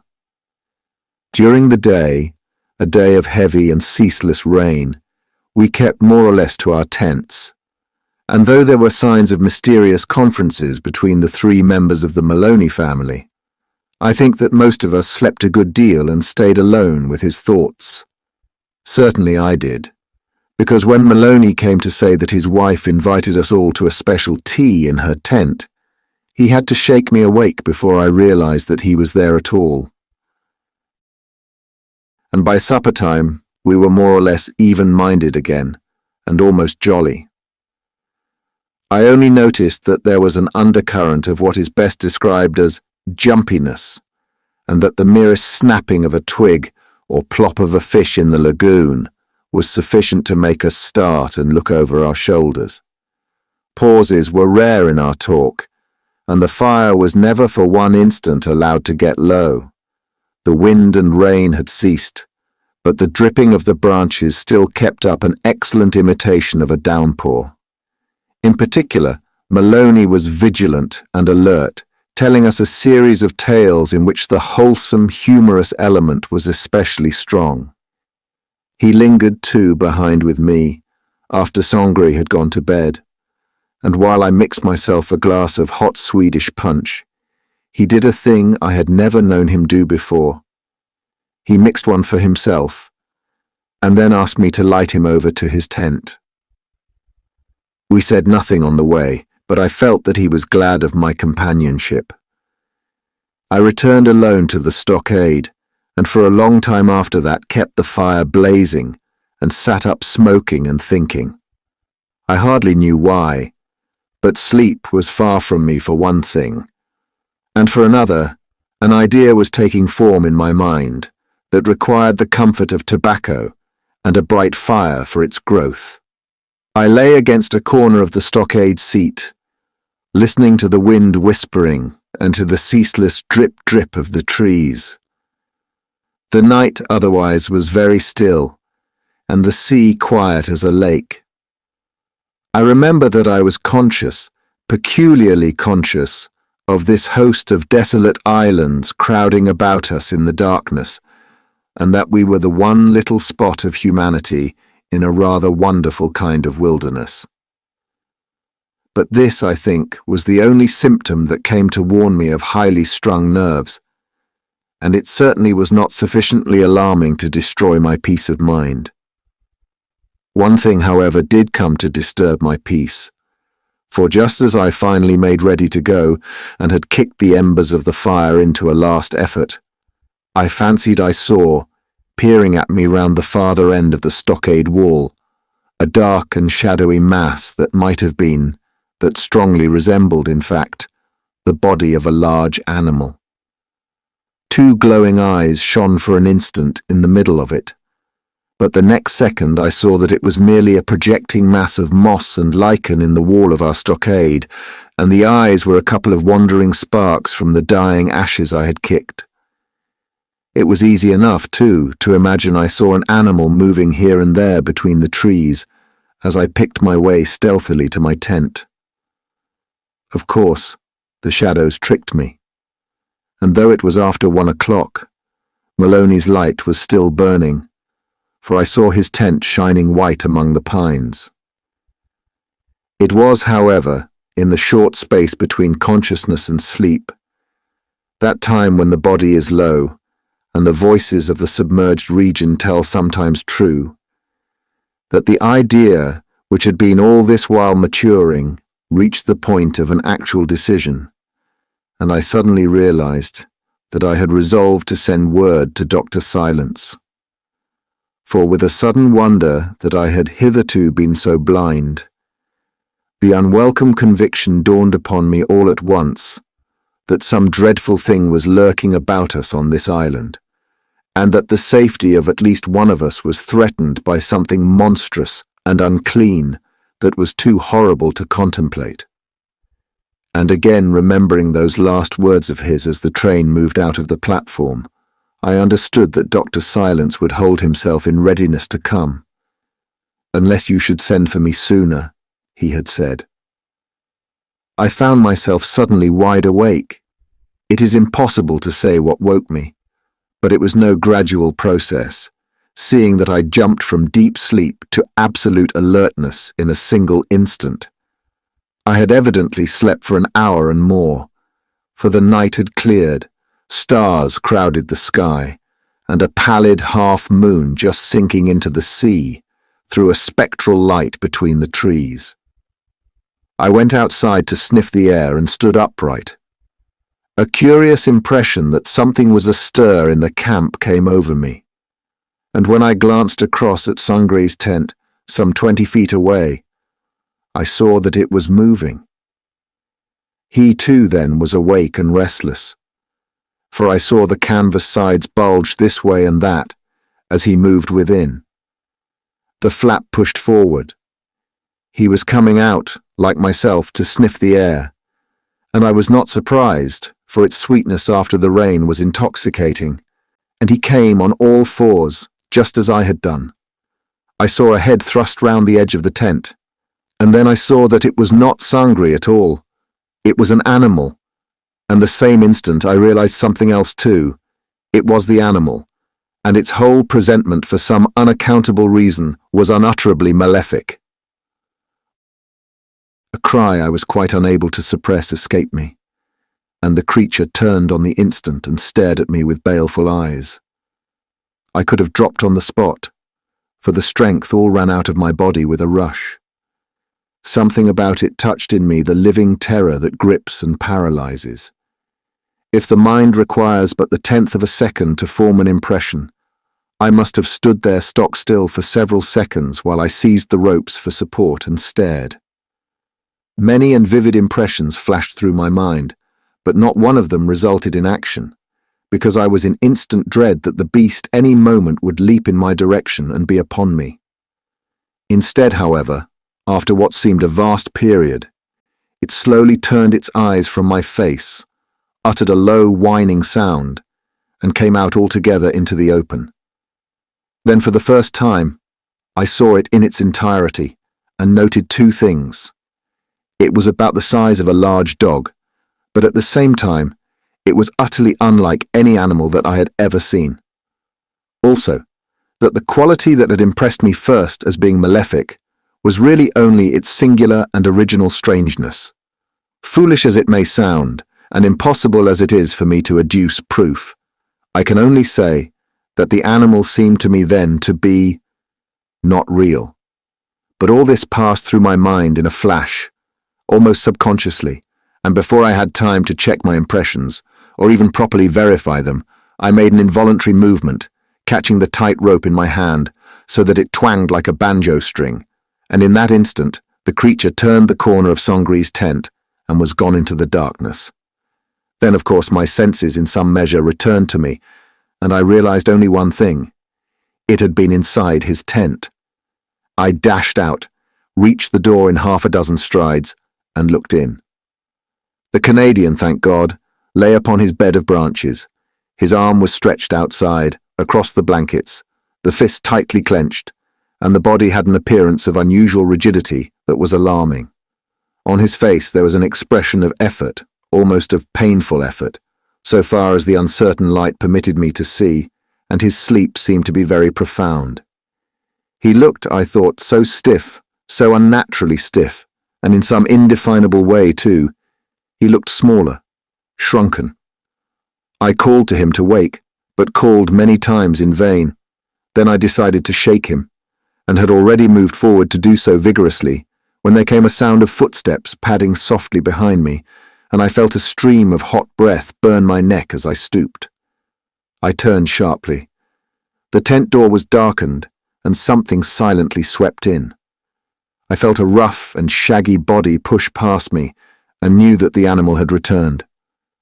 It seemed to leap forward between me and Sangre, in fact to leap upon Sangre, for its dark body hid him momentarily from view. And in that moment my soul turned sick and coward, with a horror that rose from the very dregs and depths of life, and gripped my existence at its central source. The creature seemed somehow to melt away into him, almost as though it belonged to him and were a part of himself. But in the same instant, That instant of extraordinary confusion and terror in my mind, it seemed to pass over and behind him, and in some utterly unaccountable fashion, it was gone. And the Canadian woke and sat up with a start. "Quick, you fool!" I cried in my excitement. "The beast has been in your tent, here at your very throat while you sleep like the dead. Up, man, get your gun! Only this second it disappeared over there behind your head. Quick, or Joan!" And somehow the fact that he was there, wide awake now to corroborate me, brought the additional conviction to my own mind that this was no animal, but some perplexing and dreadful form of life that drew upon my deeper knowledge, that much reading had perhaps assented to, but that had never yet come within actual range of my senses. He was up in a flash, and out. He was trembling, and very white. We searched hurriedly, feverishly, but found only the traces of paw marks passing from the door of his own tent across the moss to the women's. And the sight of the tracks about Mrs. Maloney's tent, where Joan now slept, set him in a perfect fury. "Do you know what it is, Hubbard? This beast?" he hissed under his breath at me. "It's a damned wolf, that's what it is. A wolf lost among the islands, and starving to death, desperate. So help me God, I believe it's that." He talked a lot of rubbish in his excitement. He declared he would sleep by day and sit up every night until he killed it. Again his rage touched my admiration, but I got him away before he made enough noise to wake the whole camp. "I have a better plan than that," I said, watching his face closely. "I don't think this is anything we can deal with. I'm going to send for the only man I know who can help. We'll go to Waxholm this very morning and get a telegram through." Sangri stared at me with a curious expression as the fury died out of his face, and a new look of alarm took its place. "John Silence," I said. "We'll know. You think it's something of that sort?" he stammered. "I am sure of it." There was a moment's pause. "That's worse. Far worse than anything material," he said, turning visibly paler. He looked from my face to the sky and then added with sudden resolution, "Come, the wind's rising. Let's get off at once. From there you can telephone to Stockholm and get a telegram sent without delay." I sent him down to get the boat ready and seized the opportunity myself to run and wake Maloney. He was sleeping very lightly and sprang up the moment I put my head inside his tent. I told him briefly what I had seen, and he showed so little surprise that I caught myself wondering for the first time whether he himself had seen more going on than he had deemed wise to communicate to the rest of us. He agreed to my plan without a moment's hesitation, and my last words to him were to let his wife and daughter think that the great psychic doctor was coming merely as a chance visitor, and not with any professional interest. So, with frying pan, provisions, and blankets aboard, Sangre and I sailed out of the lagoon 15 minutes later and headed with a good breeze for the direction of Waxholm and the borders of civilization. Chapter 4. Although nothing John Silence did ever took me, properly speaking, by surprise, it was certainly unexpected to find a letter from Stockholm waiting for me. "I have finished my Hungary business," he wrote, "and am here for 10 days. Do not hesitate to send if you need me. If you telephone any morning from Waxholm, I can catch the afternoon steamer." My years of intercourse with him were full of coincidences of this description, and although he never sought to explain them by claiming any magical system of communication with my mind, I have never doubted that there actually existed some secret telepathic method by which he knew my circumstances and gauged the degree of my need, and that this power was independent of time in the sense that it saw into the future, always seemed to me equally apparent. Sangri was as much relieved as I was, and within an hour of sunset that very evening we met him on the arrival of the little coasting steamer, and carried him off in the dinghy to the camp we had prepared on a neighbouring island, meaning to start for home early next morning. "Now," he said when supper was over and we were smoking round the fire, "let me hear your story." He glanced from one to the other, smiling, "You tell it, Mr. Hubbard," Sangri interrupted abruptly, and went off a little way to wash the dishes, yet not so far as to be out of earshot. And while he splashed with the hot water and scraped the tin plates with sand and moss, my voice, unbroken by a single question from Dr. Silence, ran on for the next half hour with the best account I could give of what had happened. My listener lay on the other side of the fire, his face half hidden by a big sombrero. Sometimes he glanced up questioningly when a point needed elaboration, but he uttered no single word till I had reached the end, and his manner all through the recital was grave and attentive.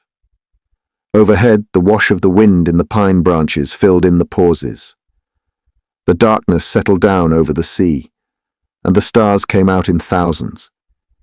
And by the time I finished, the moon had risen to flood the scene with silver. Yet, by his face and eyes, I knew quite well that the doctor was listening to something he had expected to hear, even if he had not actually anticipated all the details. "You did well to send for me," he said, very low, with a significant glance at me when I finished. "Very well." And for one swift second his eye took in Sangri. "For what we have to deal with here is nothing more than a werewolf.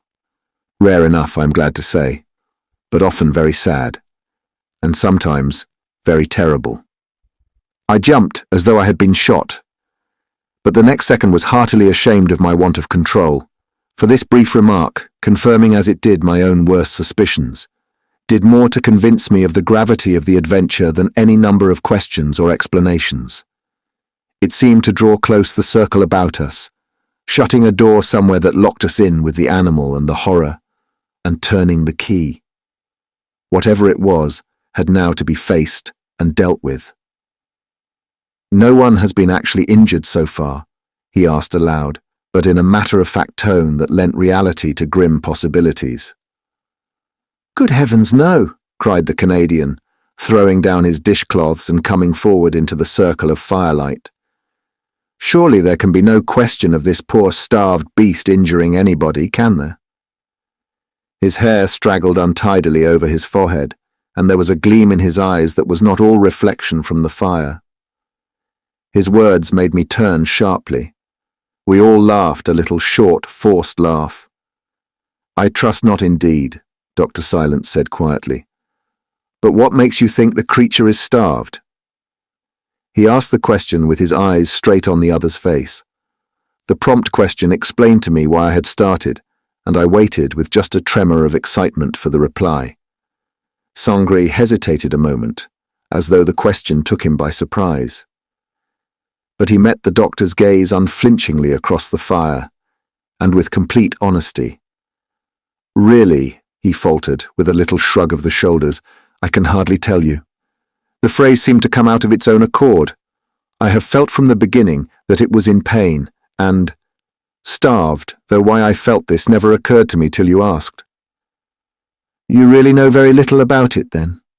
said the other, with a sudden gentleness in his voice.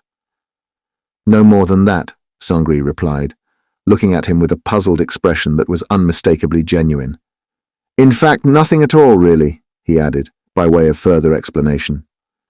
"I am glad of that," I heard the doctor murmur under his breath, but so low that I only just caught the words, and Sangre missed them altogether, as evidently he was meant to do. "And now," he cried, getting on his feet and shaking himself with a characteristic gesture, as though to shake out the horror and the mystery, "let us leave the problem till tomorrow and enjoy this wind and sea and stars. I've been living lately in the atmosphere of many people and feel that I want to wash and be clean. I propose a swim and then bed. Who'll second me?" And 2 minutes later, we were all diving from the boat into cool, deep water that reflected 1,000 moons as the waves broke away from us in countless ripples. We slept in blankets under the open sky, Sangri and I taking the outside places, and were up before sunrise to catch the dawn wind. Helped by this early start, we were halfway home by noon, and then the wind shifted to a few points behind us so that we fairly ran. In and out among 1,000 islands, down narrow channels where we lost the wind, out into open spaces where we had to take in a reef, racing along under a hot and cloudless sky. We flew through the very heart of the bewildering and lonely scenery. "A real wilderness," cried Dr. Silence from his seat in the bows where he held the jib sheet. His hat was off, his hair tumbled in the wind, and his lean brown face gave him the touch of an Oriental. Presently, he changed places with Sangre and came down to talk with me by the tiller. "A wonderful region, all this world of islands," he said, waving his hand to the scenery rushing past us. "But doesn't it strike you there's something lacking?" "It's hard," I answered, after a moment's reflection. "It has a superficial, glittering prettiness without—" I hesitated to find the word I wanted. John Silence nodded his head with approval. "Exactly," he said.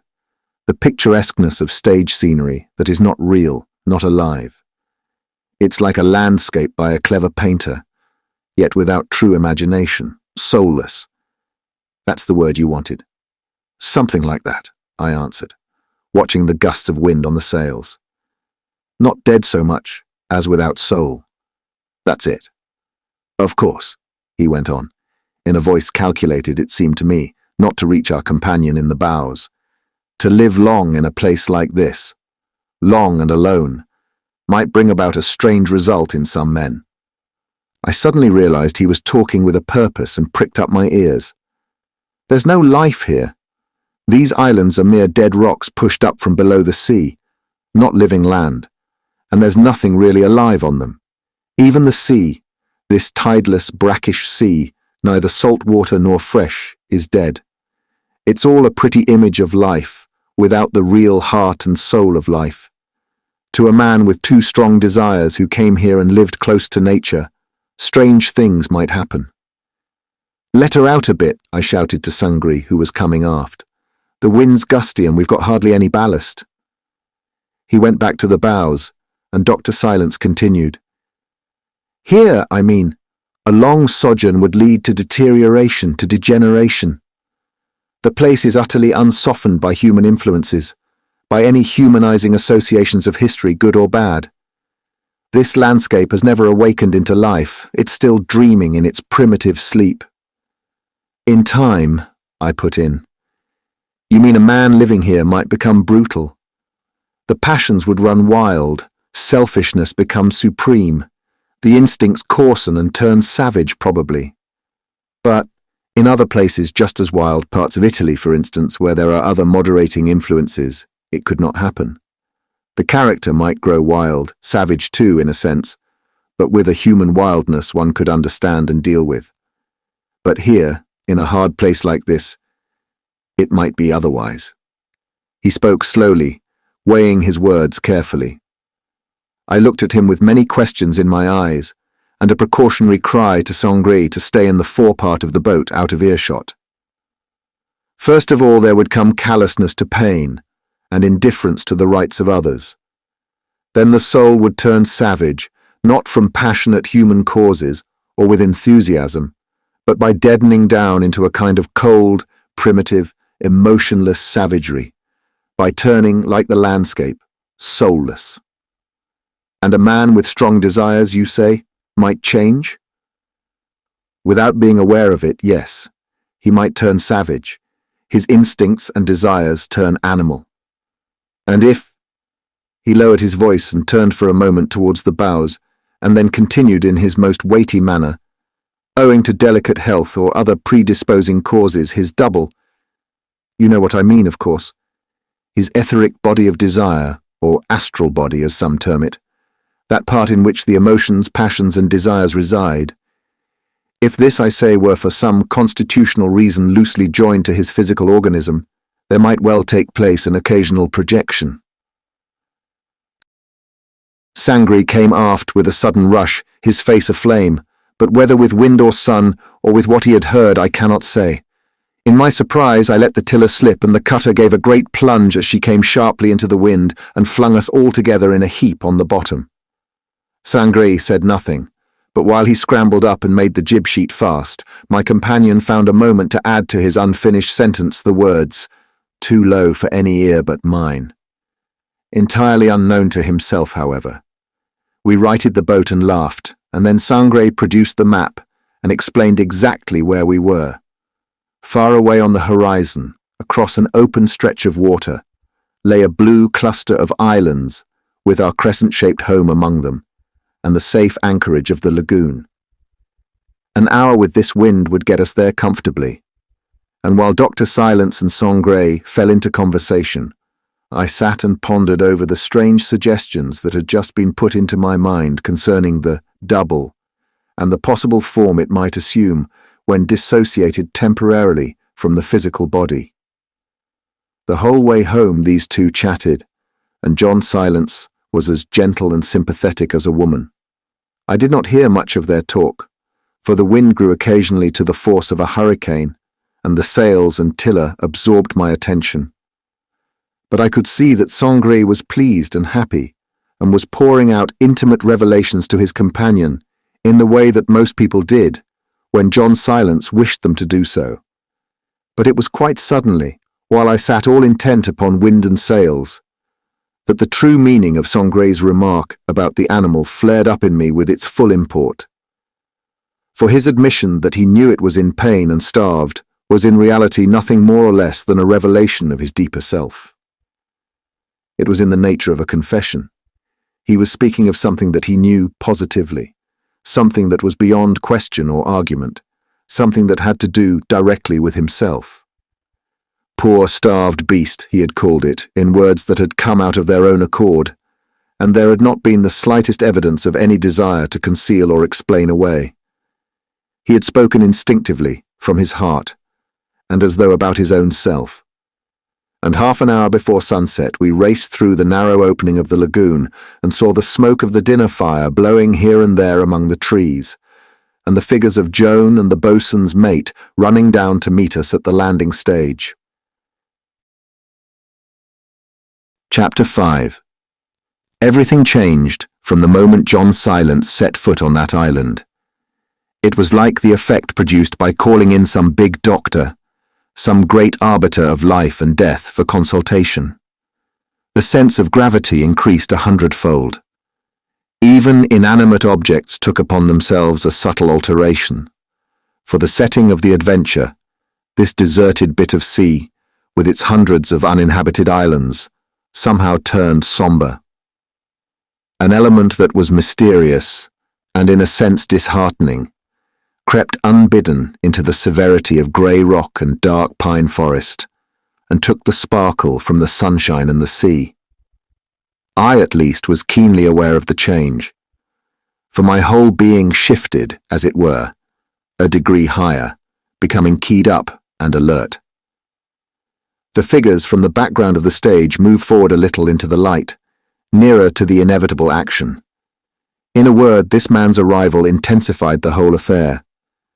And looking back down the years to the time when all this happened, it is clear to me that he had a pretty sharp idea of the meaning of it from the very beginning. How much he knew beforehand by his strange divining powers, it is impossible to say. But from the moment he came upon the scene and caught within himself the note of what was going on amongst us, he undoubtedly held the true solution of the puzzle, and had no need to ask questions. And this certitude it was that set him in such an atmosphere of power and made us all look to him instinctively, for he took no tentative steps, made no false moves, and while the rest of us floundered, he moved straight to the climax. He was indeed a true diviner of souls. I can now read into his behavior a good deal that puzzled me at the time. For though I had dimly guessed the solution, I had no idea how he would deal with it. And the conversations I can reproduce almost verbatim, for, according to my invariable habit, I kept full notes of all he said. To Mrs. Maloney, foolish and dazed; to Joan, alarmed yet plucky; and to the clergyman, moved by his daughter's distress below his usual shallow emotions, he gave the best possible treatment in the best possible way, yet all so easily and simply as to make it appear naturally spontaneous. For he dominated the boatswain's mate, taking the measure of her ignorance with infinite patience. He keyed up Joan, stirring her courage and interest to the highest point for her own safety, and the Reverend Timothy he soothed and comforted while obtaining his implicit obedience by taking him into his confidence and leading him gradually to a comprehension of the issue that was bound to follow. And Sangre? Here his wisdom was most wisely calculated. He neglected outwardly because inwardly he was the object of his unceasing and most concentrated attention. Under the guise of apparent indifference, his mind kept the Canadian under constant observation. There was a restless feeling in the camp that evening, and none of us lingered round the fire after supper as usual. Sangre and I busied ourselves with patching up the torn tent for our guest and with finding heavy stones to hold the ropes, for Dr. Silence insisted on having it pitched on the highest point of the island ridge, just where it was most rocky and there was no earth for pegs. The place, moreover, was midway between the men's and women's tents, and of course commanded the most comprehensive view of the camp. "So that if your dog comes," he said simply, "I may be able to catch him as he passes across." The wind had gone down with the sun, and an unusual warmth lay over the island that made sleep heavy, and in the morning we assembled at a late breakfast, rubbing our eyes and yawning. The cool north wind had given way to the warm southern air that sometimes came up with haze and moisture across the Baltic, bringing with it the relaxing sensations that produced enervation and listlessness.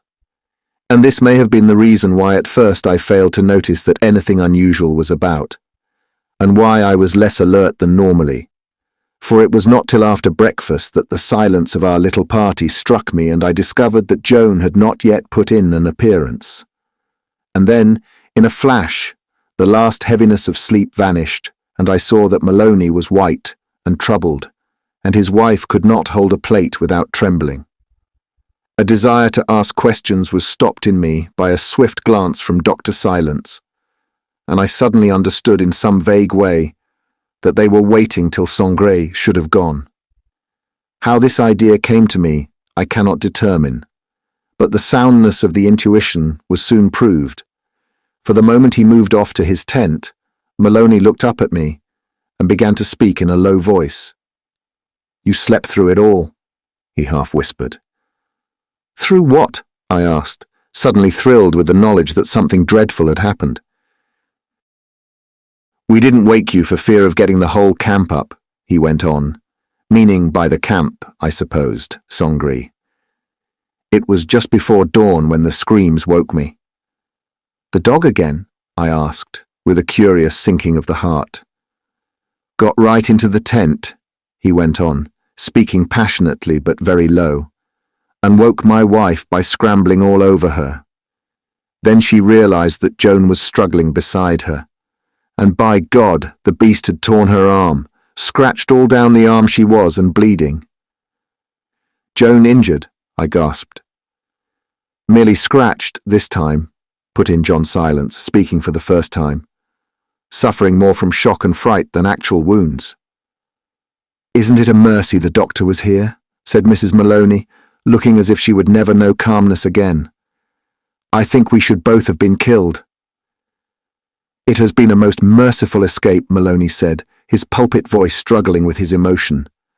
"But of course, we cannot risk another. We must strike camp and get away at once. Only poor Mr. Sangre must not know what has happened.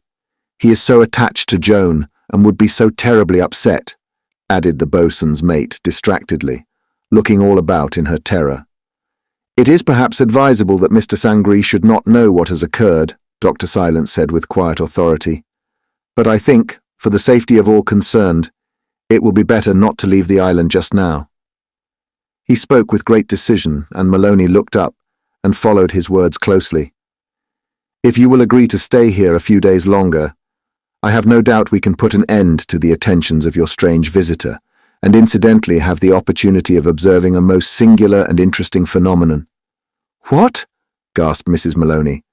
"A phenomenon? You mean that you know what it is?" "I am quite certain I know what it is," he replied very low, for we heard the footsteps of Sangre approaching, "though I am not so certain yet as to the best means of dealing with it. But in any case, it is not wise to leave precipitately." "Oh, Timothy, Does he think it's a devil?" cried the boatswain's mate in a voice that even the Canadian must have heard.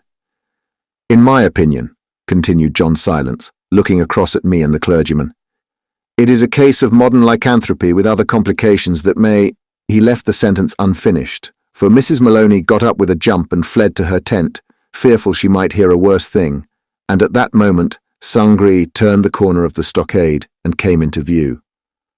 "There are footmarks all round the mouth of my tent," he said with excitement. "The animal has been here again in the night. Dr. Silence, you really must come and see them for yourself. They're as plain on the moss as tracks in snow." But later in the day, while Sangri went off in the canoe to fish the pools near the larger islands, and Joan still lay, bandaged and resting in her tent, Dr. Silence called me and the tutor and proposed a walk to the granite slabs at the far end. Mrs. Maloney sat on a stump near her daughter and busied herself energetically with alternate nursing and painting. "We'll leave you in charge," the doctor said with a smile that was meant to be encouraging, "and when you want us for lunch or anything, the megaphone will always bring us back in time." For though the very air was charged with strange emotions, everyone talked quietly and naturally, as with a definite desire to counteract unnecessary excitement.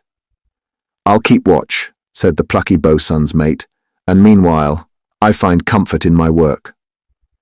She was busy with the sketch she had begun on the day after our arrival.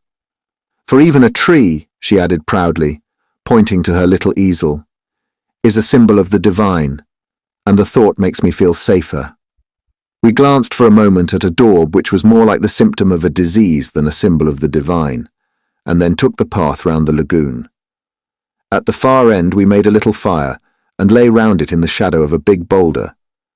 Maloney stopped his humming suddenly and turned to his companion. "And what do you make of it all?"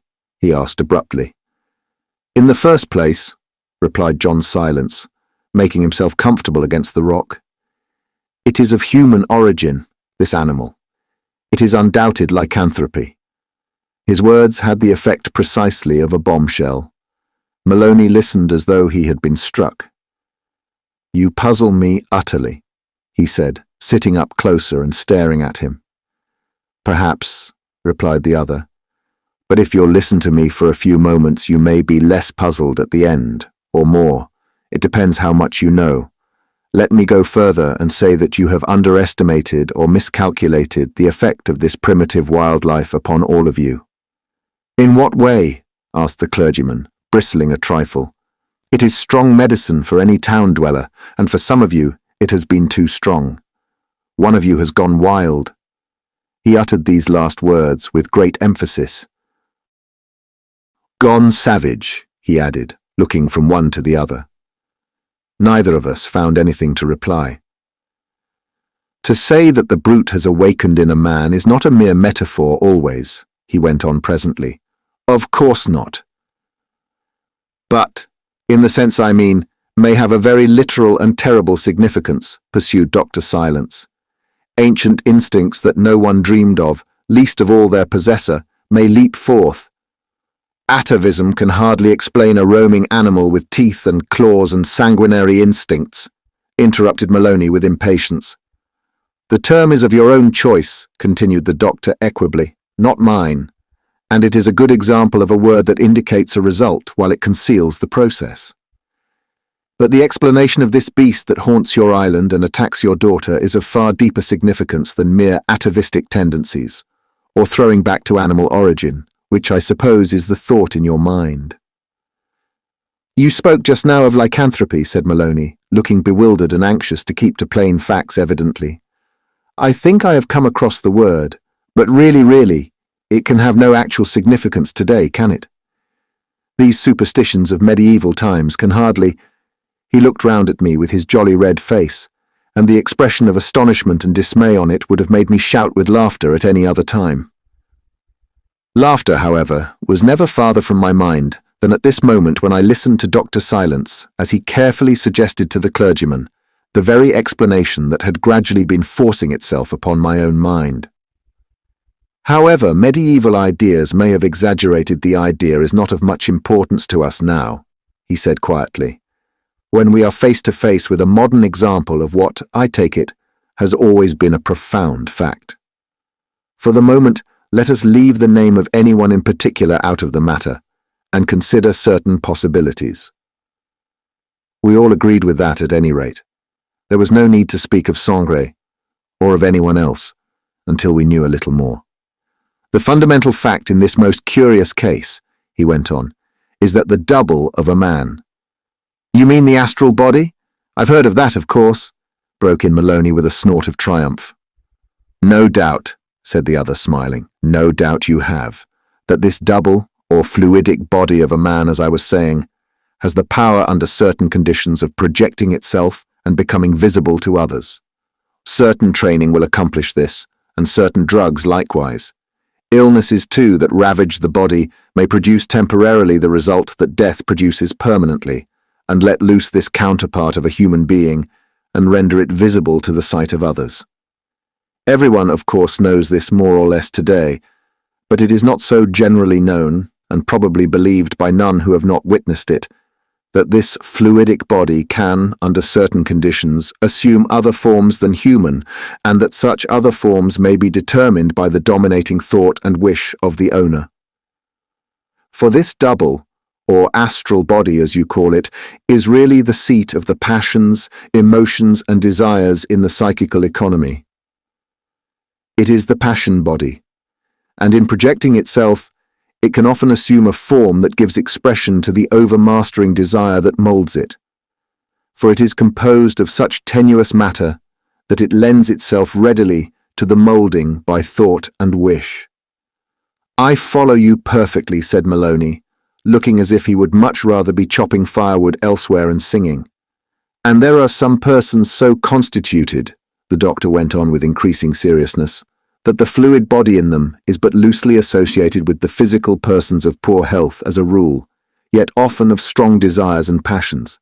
And in these persons it is easy for the double to dissociate itself during deep sleep from their system, and driven forth by some consuming desire to assume an animal form and seek the fulfillment of that desire. There, in broad daylight, I saw Maloney deliberately creep closer to the fire and heap the wood on. We gathered into the heat and to each other, and listened to Dr. Silence's voice as it mingled with the swish and whir of the wind about us and the falling of the little waves. For instance, to take a concrete example, he resumed, suppose some young man, with the delicate constitution I have spoken of, forms an overpowering attachment to a young woman, yet perceives that it is not welcomed, and is man enough to repress its outward manifestations. In such a case, supposing his double be easily projected, the very repression of his love in the daytime would add to the intense force of his desire when released in deep sleep from the control of his will, and his fluidic body might issue forth in monstrous or animal shape and become actually visible to others. And if his devotion were dog-like in its fidelity, yet concealing the fires of a fierce passion beneath, it might well assume the form of a creature that seemed to be half dog, half wolf. A werewolf, you mean? Cried Maloney, pale to the lips as he listened. John Silence held up a restraining hand. A werewolf, he said, is a true psychical fact of profound significance. However absurdly it may have been exaggerated by the imaginations of a superstitious peasantry in the days of unenlightenment. For a werewolf is nothing but the savage and possibly sanguinary instincts of a passionate man scouring the world in his fluidic body, his passion body, his body of desire. As in the case at hand, he may not know it. It is not necessarily deliberate, then, Maloney put in quickly, with relief. It is hardly ever deliberate. It is the desires released in sleep from the control of the will finding a vent. In all savage races it has been recognized and dreaded, this phenomenon styled werewolf. But today it is rare. And it is becoming rarer still, for the world grows tame and civilized. Emotions have become refined, desires lukewarm, and few men have savagery enough left in them to generate impulses of such intense force, and certainly not to project them in animal form. "By gad!"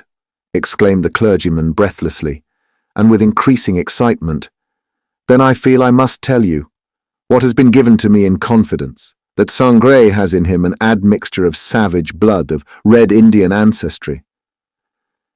Let us stick to our supposition of a man as described," the doctor stopped him calmly, "and let us imagine that he has in him this admixture of savage blood, and further, that he is wholly unaware of his dreadful physical and psychical infirmity, and that he suddenly finds himself leading the primitive life together with the object of his desires, with the result that the strain of the untamed wild man in his blood— Red Indian, for instance," from Maloney.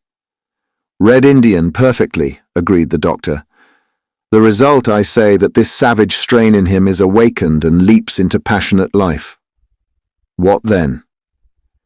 He looked hard at Timothy Maloney, and the clergyman looked hard at him.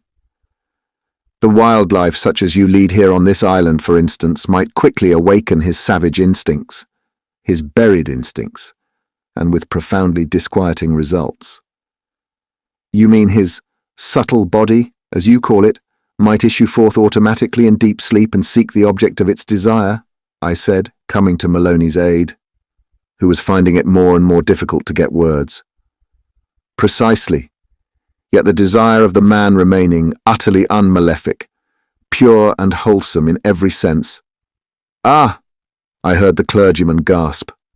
"The lover's desire for union run wild, run savage, tearing its way out in primitive, untamed fashion, I mean," continued the doctor, striving to make himself clear to a mind bounded by conventional thought and knowledge. "For the desire to possess, remember, may easily become importunate, and, embodied in this animal form of the subtle body which acts as its vehicle, may go forth to tear in pieces all that obstructs, to reach to the very heart of the loved object and seize it. Au fond, it is nothing more than the aspiration for union, as I said, the splendid and perfectly clean desire to absorb utterly into itself." He paused a moment and looked into Maloney's eyes. "To bathe in the very heart's blood of the one desired," he added, with grave emphasis. The fire spurted and crackled and made me start, but Maloney found relief in a genuine shudder, and I saw him turn his head and look about him from the sea to the trees. The wind dropped just at that moment, and the doctor's words rang sharply through the stillness. "Then it might even kill," stammered the clergyman presently in a hushed voice, and with a little forced laugh by way of protest that sounded quite ghastly. "In the last resort, it might kill," repeated Dr. Silence.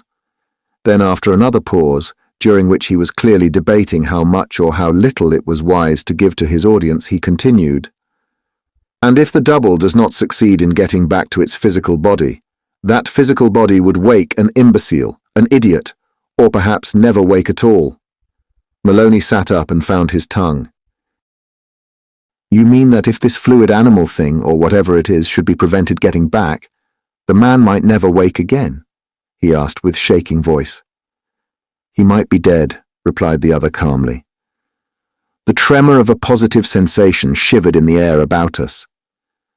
"Then isn't that the best way to cure the fool, the brute?" thundered the clergyman, half rising to his feet. "Certainly it would be an easy and undiscoverable form of murder," was the stern reply, spoken as calmly as though it were a remark about the weather. Maloney collapsed visibly, and I gathered the wood over the fire and coaxed up a blaze. "The greater part of the man's life, of his vital forces, goes out with this double," Dr. Silence resumed after a moment's consideration, "and a considerable portion of the actual material of his physical body. So the physical body that remains behind is depleted, not only of force, but of matter. You would see it small, shrunken, dropped together, just like the body of a materializing medium at a séance. Moreover, any mark or injury inflicted upon this double will be found exactly reproduced by the phenomenon of repercussion upon the shrunken physical body lying in its trance. An injury inflicted upon the one you say would be reproduced also on the other," repeated Maloney, his excitement growing again. "Undoubtedly," replied the other quietly. For there exists all the time a continuous connection between the physical body and the double, a connection of matter, though of exceedingly attenuated, possibly of etheric matter. The wound travels, so to speak, from one to the other, and if this connection were broken, the result would be death. Death, repeated Maloney to himself. Death. He looked anxiously at our faces, his thoughts evidently beginning to clear. And this solidity, he asked presently, after a general pause, this tearing of tents and flesh, this howling and the marks of paws. You mean that the double has sufficient material drawn from the depleted body to produce physical results? Certainly. The doctor took him up. Although, to explain at this moment such problems as the passage of matter through matter would be as difficult as to explain how the thought of a mother can actually break the bones of the child unborn.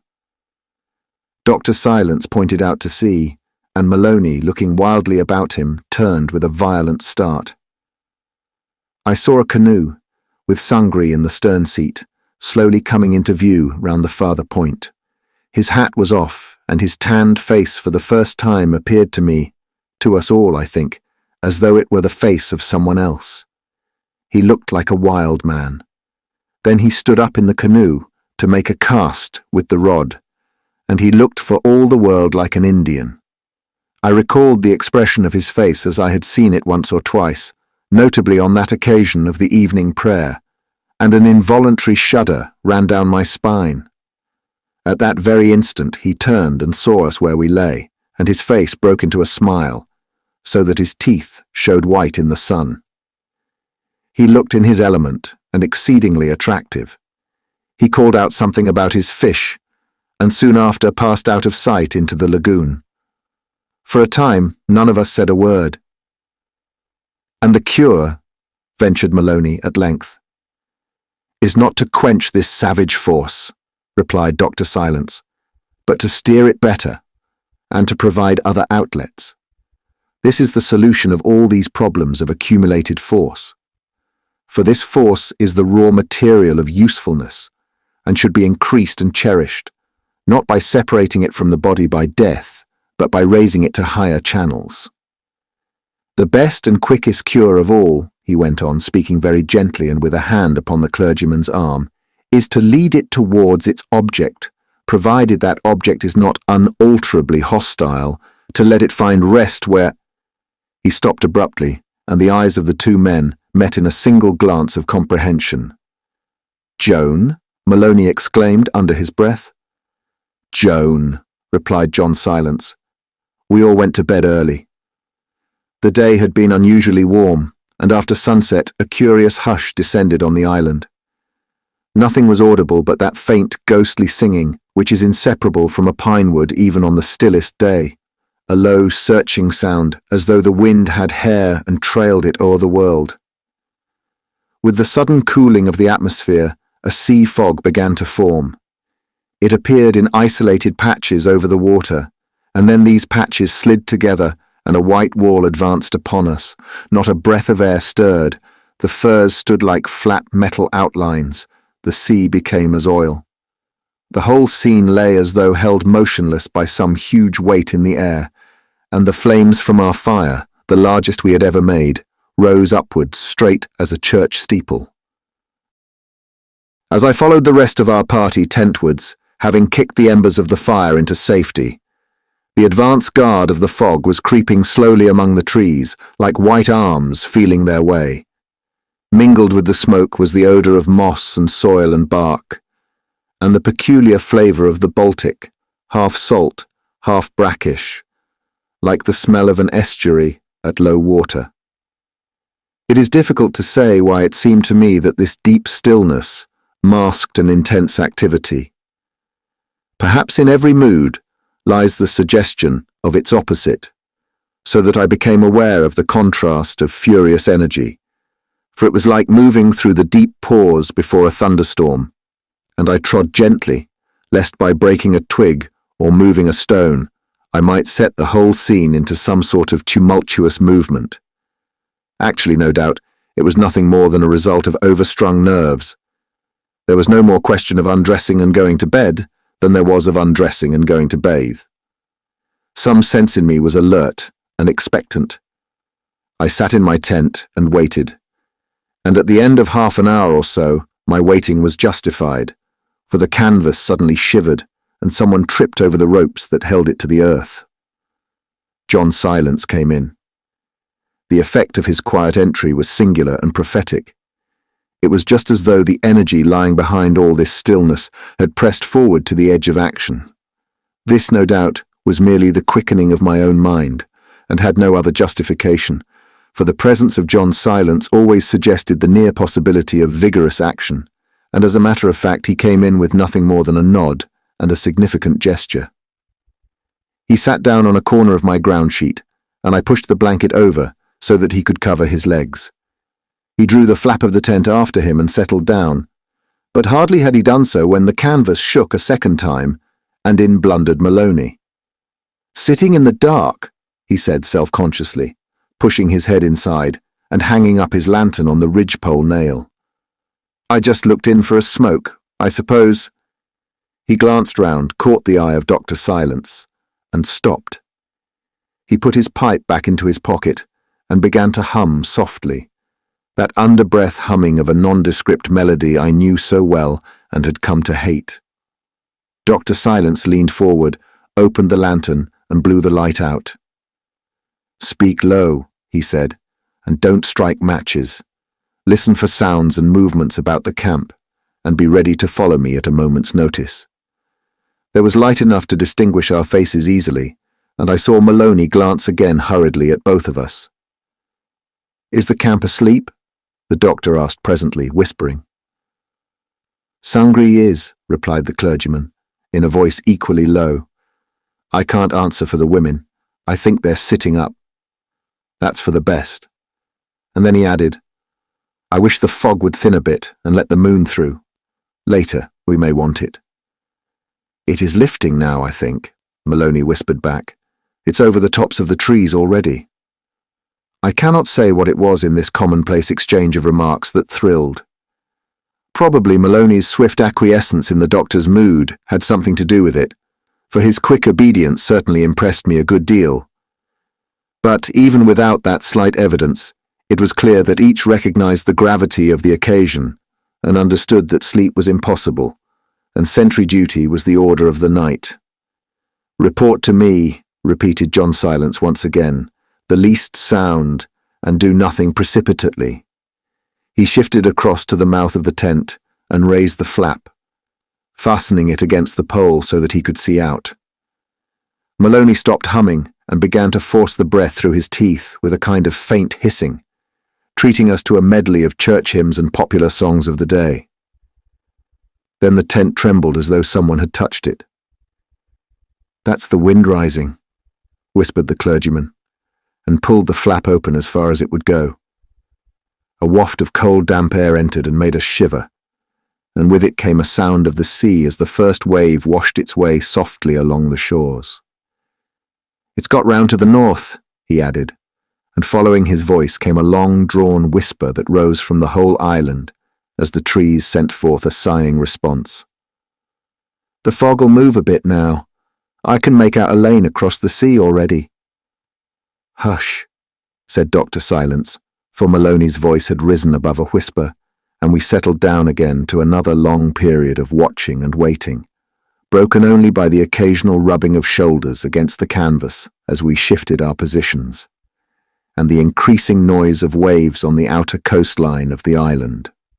And over all, whirred the murmur of wind sweeping the tops of the trees like a great harp, and the faint tapping on the tent as drops fell from the branches with a sharp pinging sound. We had sat for something over an hour in this way, and Maloney and I were finding it increasingly hard to keep awake, when suddenly Dr. Silence rose to his feet and peered out. The next minute he was gone. Relieved of the dominating presence, the clergyman thrust his face close into mine. "I don't much care for this waiting game," he whispered. But Silence wouldn't hear of my sitting up with the others. He said it would prevent anything happening if I did. "He knows," I answered shortly. No doubt in the world about that, he whispered back. It's this double business, as he calls it, or else it's obsession as the Bible describes it.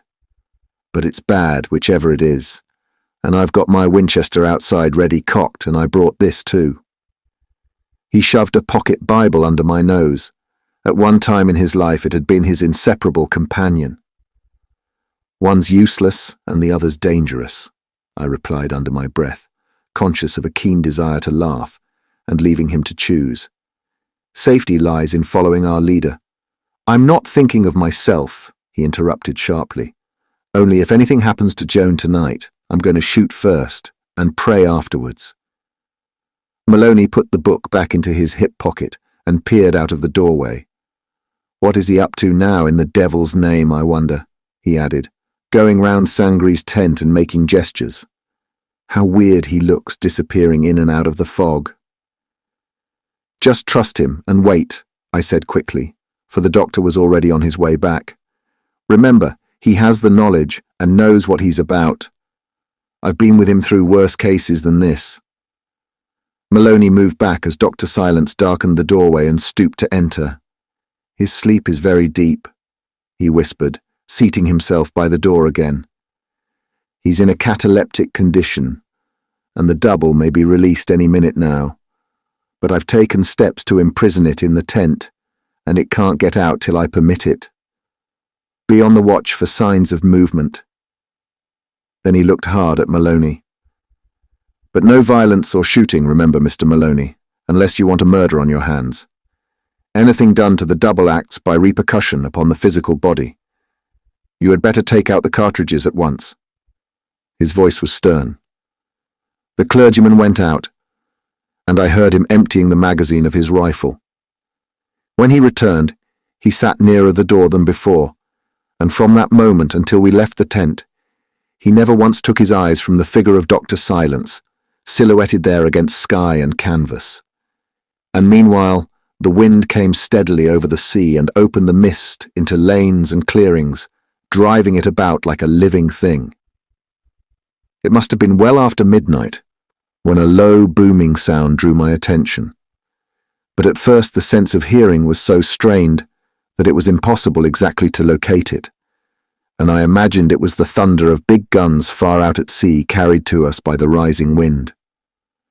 Then Maloney, catching hold of my arm and leaning forward, somehow brought the true relation, and I realized the next second that it was only a few feet away. Sangri's tent, he exclaimed in a loud and startled whisper. I craned my head round the corner, but at first the effect of the fog was so confusing that every patch of white driving about before the wind looked like a moving tent, and it was some seconds before I discovered the one patch that held steady. Then I saw that it was shaking all over, and the sides, flapping as much as the tightness of the ropes allowed, were the cause of the booming sound we had heard. Something alive was tearing frantically about inside, banging against the stretched canvas in a way that made me think of a great moth dashing against the walls and ceiling of a room. The tent bulged and rocked. "It's trying to get out, by Jupiter," muttered the clergyman, rising to his feet and turning to the side where the unloaded rifle lay. I sprang up too, hardly knowing what purpose was in my mind, but anxious to be prepared for anything. John Silence, however, was before us both, and his figure slipped past and blocked the doorway of the tent.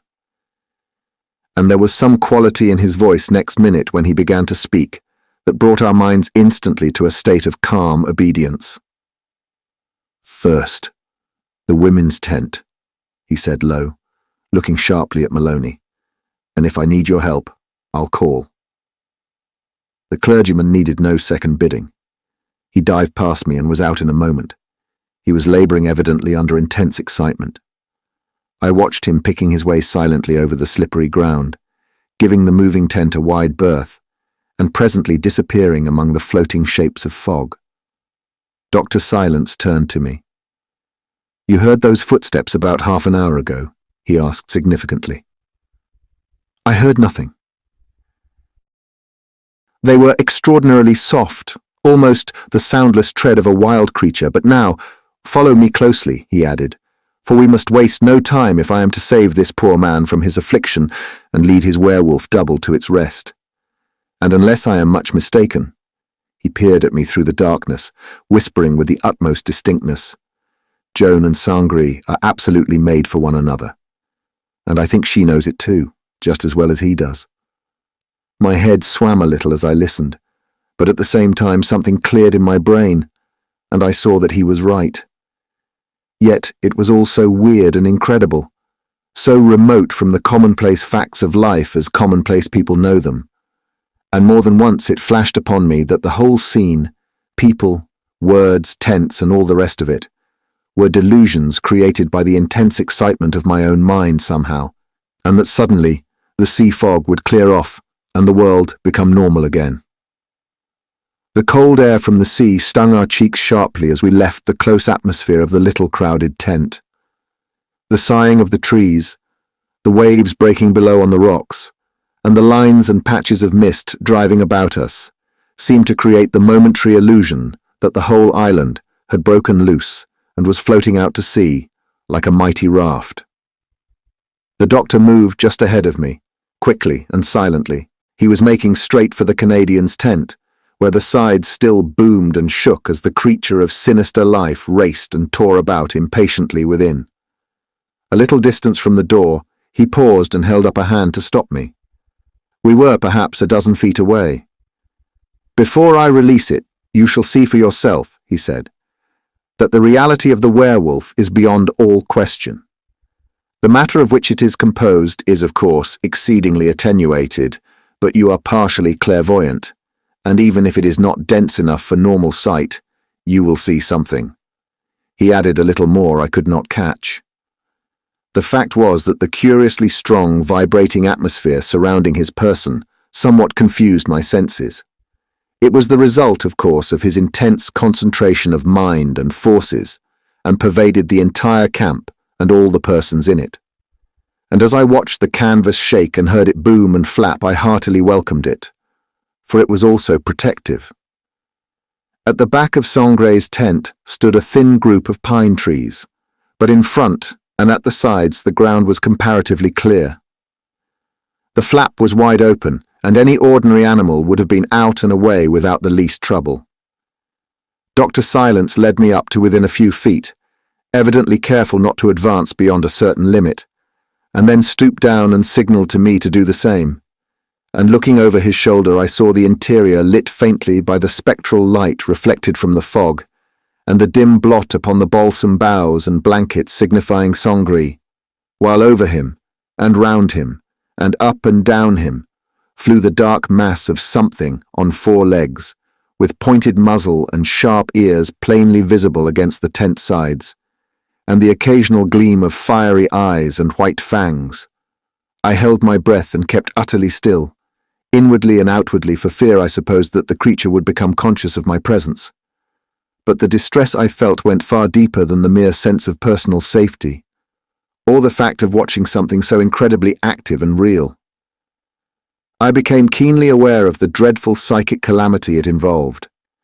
The realization that Sangre lay confined in that narrow space, with this species of monstrous projection of himself, that he was wrapped there in the cataleptic sleep, all unconscious that this thing was masquerading with his own life and energies, added a distressing touch of horror to the scene.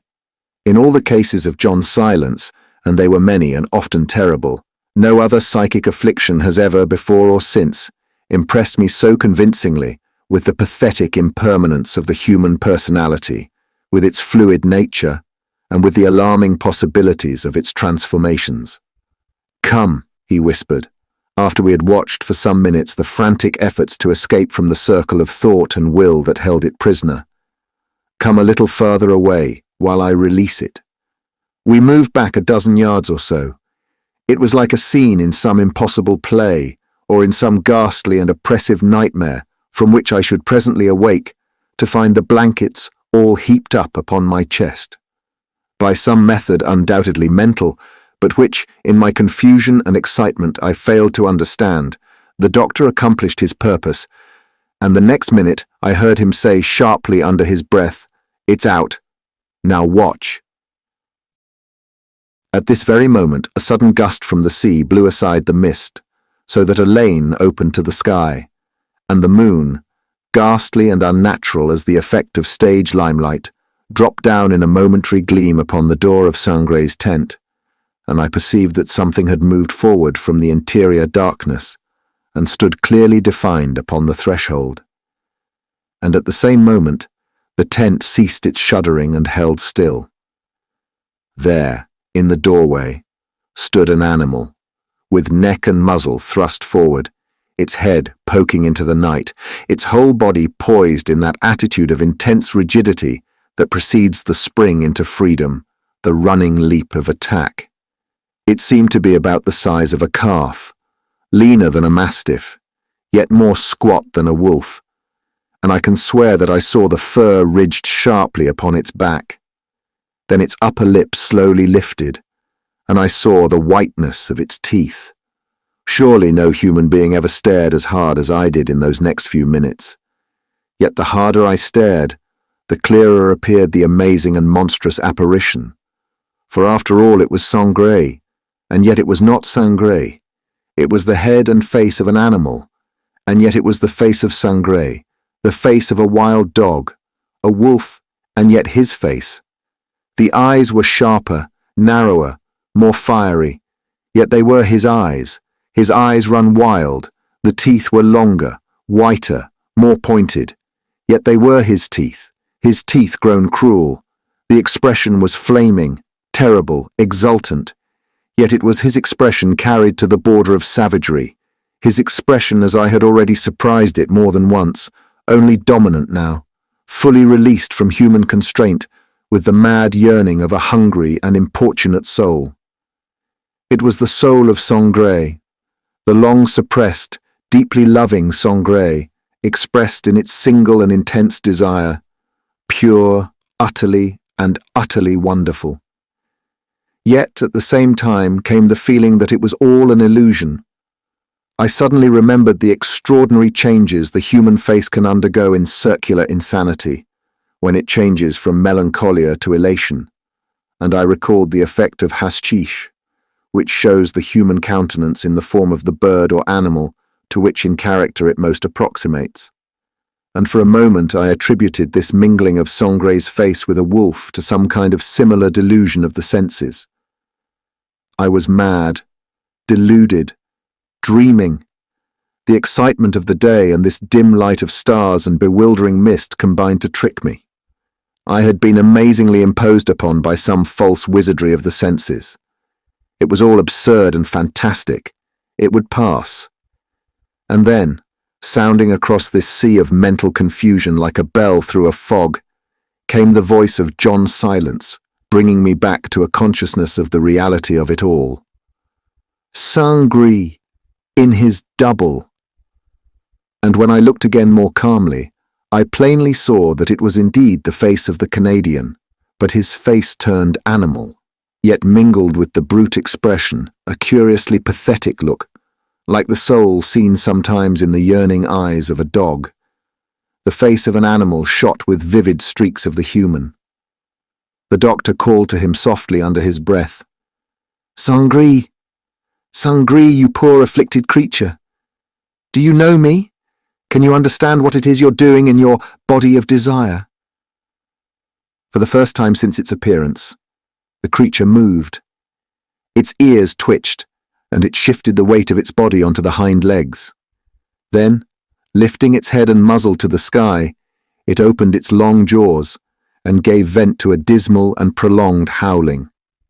But when I heard that howling rise to heaven, the breath caught and strangled in my throat, and it seemed that my heart missed a beat. For though the sound was entirely animal, it was at the same time entirely human. But more than that, it was the cry I had so often heard in the western states of America, where indigenous peoples still resist, hunt, and strive. It was the cry of the native warrior. "The Indian blood," whispered John Silence, when I caught his arm for support. The ancestral cry. And that poignant, beseeching cry, that broken human voice, mingling with the savage howl of the brute beast, pierced straight to my very heart and touched there something that no music, no voice, passionate or tender, of man, woman, or child, has ever stirred before or since for 1 second into life. It echoed away among the fog and the trees and lost itself somewhere out over the hidden sea. And some part of myself, something that was far more than the mere act of intense listening, went out with it, and for several minutes I lost consciousness of my surroundings and felt utterly absorbed in the pain of another stricken fellow creature. Again the voice of John Silence recalled me to myself. "Hark," he said aloud, "hark." His tone galvanized me afresh. We stood listening side by side. Far across the island, faintly sounding through the trees and brushwood, came a similar, answering cry. Shrill yet wonderfully musical, shaking the heart with a singular wild sweetness that defies description, we heard it rise and fall upon the night air. "It's across the lagoon," Dr. Silence cried, but this time in full tones that paid no tribute to caution. "It's Joan.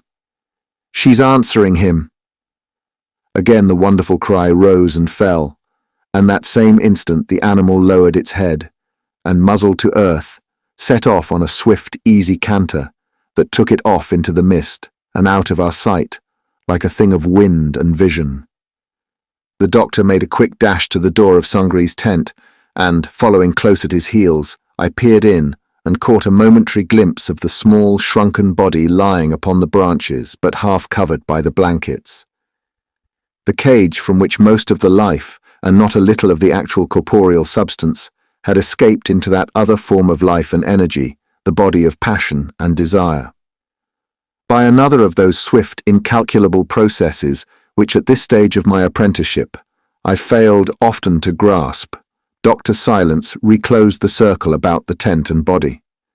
"Now it cannot return till I permit it," he said, and the next second was off at full speed into the woods, with myself close behind him. I had already had some experience of my companion's ability to run swiftly through a dense wood, and I now had the further proof of his power, almost to see in the dark.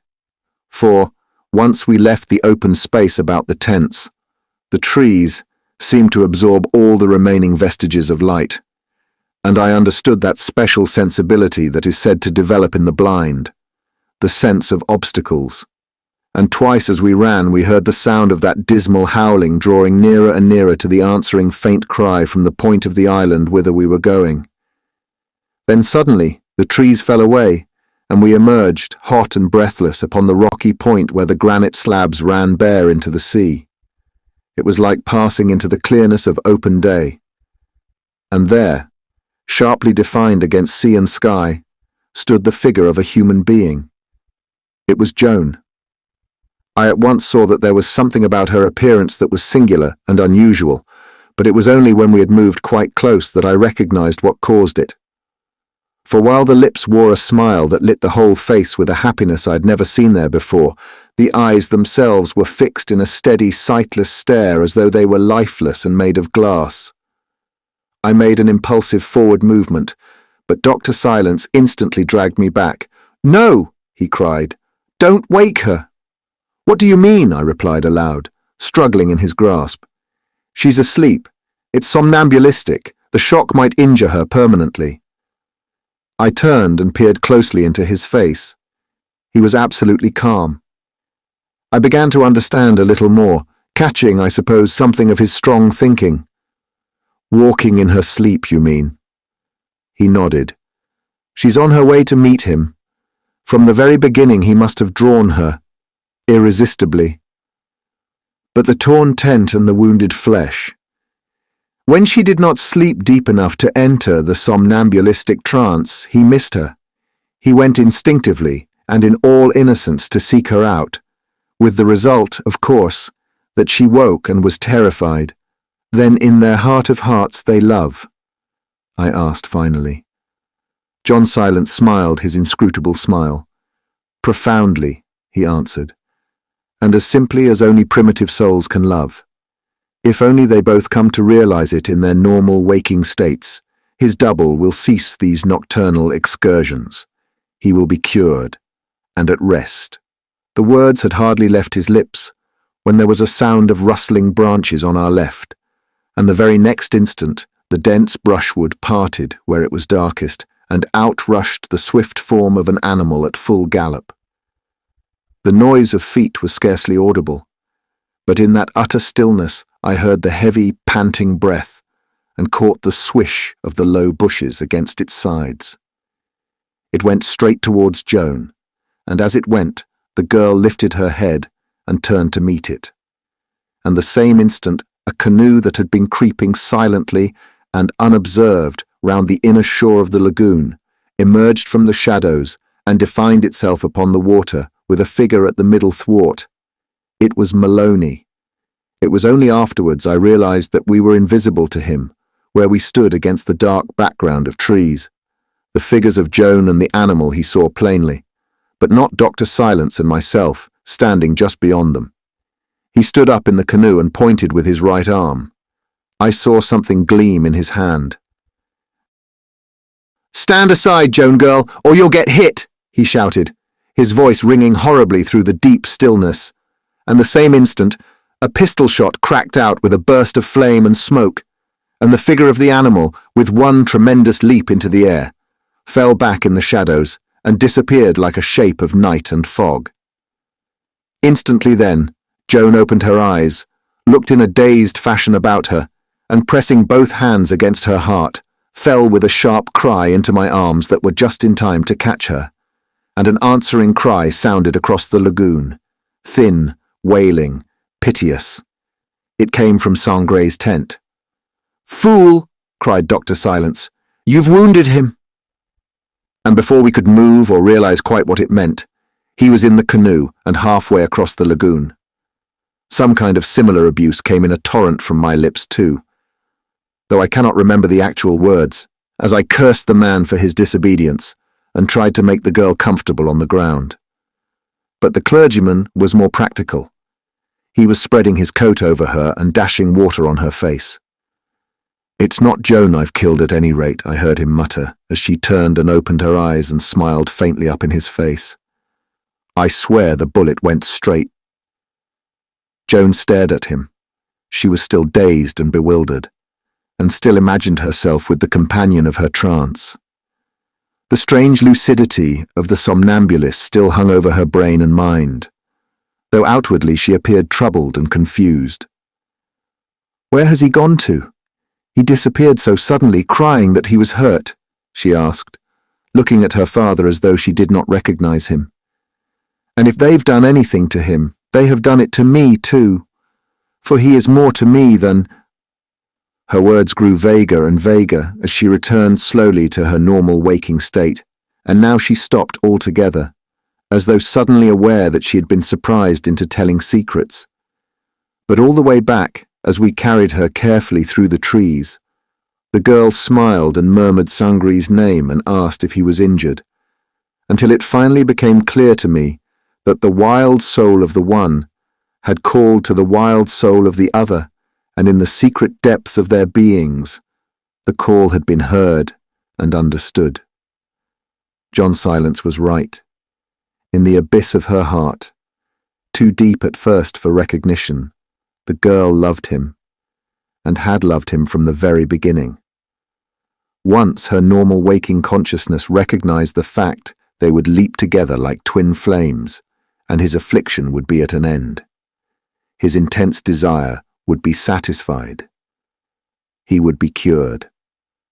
And in Sangre's tent, Dr. Silence and I sat up for the remainder of the night, this wonderful and haunted night that had shown us such strange glimpses of a new heaven and a new hell, for the Canadian tossed upon his balsam boughs with high fever in his blood, and upon each cheek a dark and curious contusion showed, throbbing with severe pain, although the skin was not broken, and there was no outward and visible sign of blood.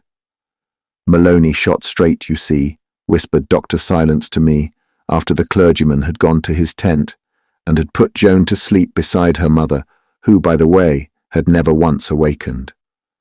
"The bullet must have passed clean through the face, for both cheeks are stained. He'll wear these marks all his life, smaller but always there. They're the most curious scars in the world. These scars transferred by repercussion from an injured double. They'll remain visible until just before his death, and then with the withdrawal of the subtle body, they will disappear finally. His words mingled in my dazed mind with the sighs of the troubled sleeper and the crying of the wind about the tent. Nothing seemed to paralyze my powers of realization, so much as these twin stains of mysterious significance upon the face before me. It was odd, too, how speedily and easily the camp resigned itself again to sleep and quietness, as though a stage curtain had suddenly dropped down upon the action and concealed it. And nothing contributed so vividly to the feeling that I had been a spectator of some kind of visionary drama as the dramatic nature of the change in the girl's attitude. Yet, as a matter of fact, the change had not been so sudden and revolutionary as appeared. Underneath, in those remoter regions of consciousness where the emotions, unknown to their owners, do secretly mature, and owe thence their abrupt revelation to some abrupt psychological climax, there can be no doubt that Joan's love for the Canadian had been growing steadily and irresistibly all the time. It had now rushed to the surface so that she recognized it, that was all. And it has always seemed to me that the presence of John's silence, so potent, so quietly efficacious, produced an effect, if one may say so, of a psychic forcing house, and hastened incalculably the bringing together of these two wild lovers. In that sudden awakening had occurred the very psychological climax required to reveal the passionate emotion accumulated below. The deeper knowledge had leapt across and transferred itself to her ordinary consciousness, and in that shock the collision of the personalities had shaken them to the depths and shown her the truth beyond all possibility of doubt. "He's sleeping quietly now," the doctor said, interrupting my reflections. "If you will watch alone for a bit, I'll go to Maloney's tent and help him to arrange his thoughts." He smiled in anticipation of that arrangement. He'll never quite understand how a wound on the double can transfer itself to the physical body, but at least I can persuade him that the less he talks and explains tomorrow, the sooner the forces will run their natural course now to peace and quietness. He went away softly, and with the removal of his presence, Sangre, sleeping heavily, turned over and groaned with the pain of his broken head. And it was in the still hour just before the dawn, when all the islands were hushed, the wind and sea still dreaming, and the stars visible through clearing mists, that a figure crept silently over the ridge and reached the door of the tent where I dozed beside the sufferer before I was aware of its presence. The flap was cautiously lifted a few inches, and in looked Joan. That same instant Sangre woke and sat up on his bed of branches. He recognized her before I could say a word and uttered a low cry. It was pain and joy mingled, and this time all human. And the girl, too, was no longer walking in her sleep, but fully aware of what she was doing. I was only just able to prevent him springing from his blankets. "Joan, Joan," he cried, and in a flash she answered him. "I'm here. I'm with you always now," and had pushed past me into the tent and flung herself upon his breast. "I knew you would come to me in the end," I heard him whisper. "It was all too big for me to understand at first," she murmured, "and for a long time I was frightened." "But not now," he cried louder. "You don't feel afraid now of anything that's in me?" "I fear nothing," she cried. "Nothing, nothing." I led her outside again.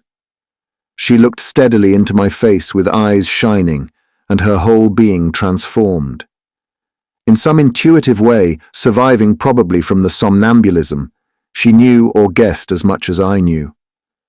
"You must talk tomorrow with John Silence," I said gently, leading her towards her own tent. "He understands everything." I left her at the door, and as I went back softly to take up my place of sentry again with the Canadian, I saw the first streaks of dawn lighting up the far rim of the sea behind the distant islands. And as though to emphasize the eternal closeness of comedy to tragedy, two small details rose out of the scene and impressed me so vividly that I remember them to this very day. For in the tent where I had just left Joan, all a-quiver with her new happiness, there rose plainly to my ears the grotesque sounds of the boatswain's mate heavily snoring, oblivious of all things in heaven or hell. And from Maloney's tent, so still was the night where I looked across and saw the lanterns glow, there came to me through the trees the monotonous rising and falling of a human voice that was beyond question the sound of a man praying to his God. Thank you for listening. If you like our recordings, consider liking this video and subscribing to our channel so you don't miss any more audiobooks.